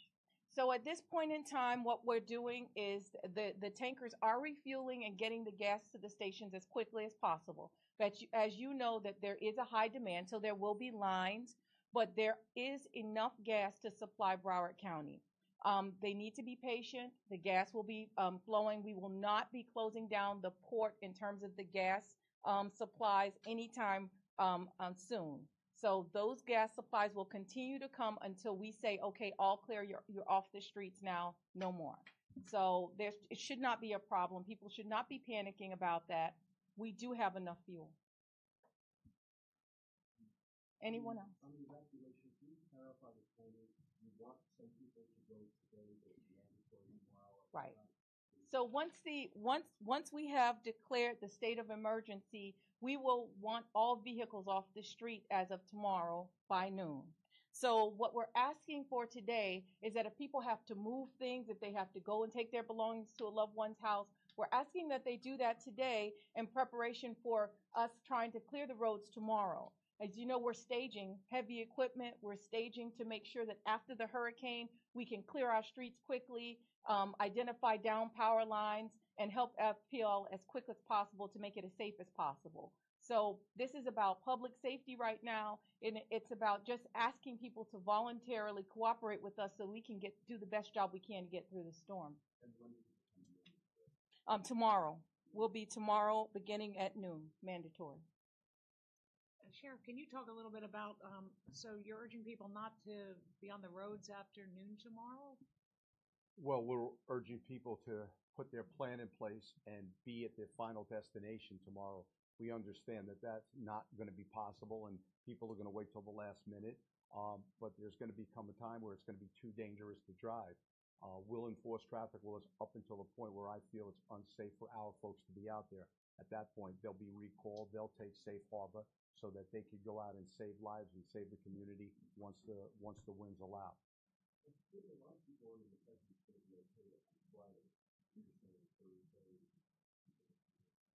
So basically what we have a lot of preparation. We have a lot of things that we have to do to prepare for this Category 5 storm. The roads right now are filled with people trying to get last minute supplies. What we are asking for them is to wrap that up so we can clear the roads. We have to, stage our supplies in the right place, stage the heavy machinery in the right place, and sometimes that doesn't allow for good traffic flow. So we're asking them to please be where they're supposed to be by noon tomorrow and try to stay off the roads so that we'll have only essential personnel there. We know that there are some professions that have to work through, and we want to make sure that they're getting through to get to the hospitals and get to the nursing homes and to get to the facilities where they need to be. So what we're asking is that just please voluntarily adhere to our guidelines. Yes, it is, the county. I have not received word on the court, but I will have that at a later press conference today. Yes. Okay. Superintendent Runcie, followed by the Thank you, Mayor. Just want to mention one other thing. We've been receiving inquiries about, I know this may sound a little strange, but events over the weekend. all activities and events are also canceled for this weekend. There's no sporting activities. There's no activities, no events. They're all canceled and closed. Thank you. One thing I wanted to add is that effective today, Monroe County is beginning mandatory evacuations. So there's only one way to get out of Monroe County, and that's through Dade County and Broward County. So the Broward County residents, Broward County citizens, and homeowners understand that the roads are going to be mobbed, especially those I-95 and Florida Turnpike arteries. That's why we're urging people to get an early start, because once the traffic from Monroe and Dade County comes north, it's going to be at times impenetrable, and there'll be long, long, long lines. One person told me yesterday that they went to Tallahassee the last hurricane we had, and it took them about 15 or 16 hours to get there. So just a word to the wise. Thank you. At this time, I'm going to invite Miguel Ascarons to come up, and he will do the Spanish interpretation and give you some extra information. Thank you, Mayor. Just wanted to clarify that the roads, of course, are still passable. We don't expect the arrival of tropical storm force winds until Friday, late Friday evening into Saturday morning. So traffic is still free-flowing until the mayor or the sheriff deem it too dangerous within that time frame of late Friday evening into Saturday morning. So let's just clarify that the roadways are clear. People can still keep moving through probably late afternoon Friday into Saturday morning. At this time, I would like to also remind the public that we have coordinated very well, as the sheriff alluded to, within the region to ensure we have a phased evacuation process, beginning with Monroe. Tonight, Miami-Dade is starting their mandatory evacuation. And then, again, as the mayor alluded to, tomorrow, Broward County will be implementing our mandatory evacuation order. However, we are strongly encouraging people who would like to get out today that they do so in a safe manner. So all this is coordinated. I also will say that we do have a pre-landfall declaration from the federal government, from the president, as of yesterday late evening. So we have all the resources, both state and federal resources, available to us to support any mass care sheltering issues or any other issues that we may need support here in Broward County. So that is good news for us, and we hope to utilize those resources in the coming days. At this point, the mayor would like me to address the Spanish-speaking public. So, el centro de emergencia de Broward County está a nivel más elevado hoy, con representantes de agencias coordinando y planeando operaciones para el huracán Irma.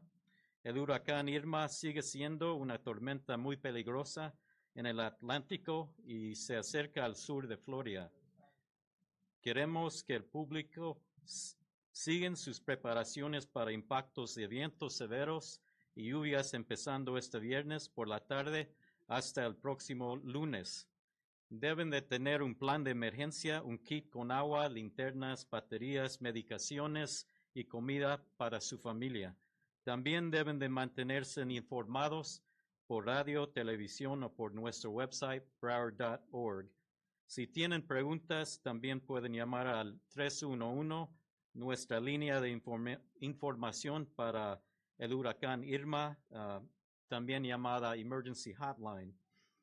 Mañana, como dijo el alcalde, Mayor Sharif, mañana hay una orden de evacuación mandatario empezando a las 12 de la tarde y deben de estar preparados para quedarse con familia o amigos.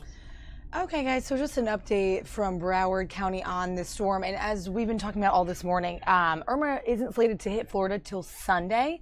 So this will be a hot news item throughout the week. We're going to continue to have our weather guys, our meteorologists in here to chat about it. As you can see, just kind of looking at the satellite sort of picture of the storm and then also getting these updates. It's all coming to a head shortly because it is headed for Florida for Sunday. So with that, let's bring it back in. Guys, we hope that you've enjoyed our coverage today on Fox 5 Live. This is our new digital news desk studio. You can see it. And nothing super breaking right now. I told you we were at a house stakeout. This is the Hill right here, a live look at Capitol Hill. I saw earlier Peter Doocy from Fox News was interviewing Senator Richard Burr. So there were some, I think, senators and congressmen around. Looks like there's just a camera stakeout there to talk to them, but nothing really breaking out of that. And also a live look, which we'll finish it off with, of St. Croix, Virgin Islands, which is in sort of the storm right now. It is over those islands, and we have a live camera there. So we're going to bring you that picture. But just so you know, our digital coverage continues on our website, so fox5dc.com. You can also continue to follow us here on YouTube and then on our Facebook page, Fox5DC. And we're all over everything. So Instagram, Snapchat, Twitter, of course. Tweet us your thoughts and join us again tomorrow. We're going to be in the newsroom. What you see here in my little fisheye camera, which I love so much. So thanks for joining me and Tom Fitzgerald, Fitz, and some other reporters who are going to be hanging out. Attention stations, test the Fox box. Test the in Fox our box. news Fox desk box. to give us Fox their box expertise on all sorts of stuff as we follow this storm and politics as well, and some other stuff right here. It looks like we have a live camera at a Redskins practice. I'm going to show you that. Pretty cool stuff. If you're excited about football season, let me know, because I know I am, and this just happens to be what we're getting in on one of our live sources. So I know someone's covering it today. I was reading that I think Brody Logan, our sports guy, a sports reporter, is talking about this later. So anyway, a live look at the Redskins. I'll leave you with this and our shot of the Virgin Islands and the storm there for you guys to check out. And we'll see you guys tomorrow on Fox 5 Live, guys.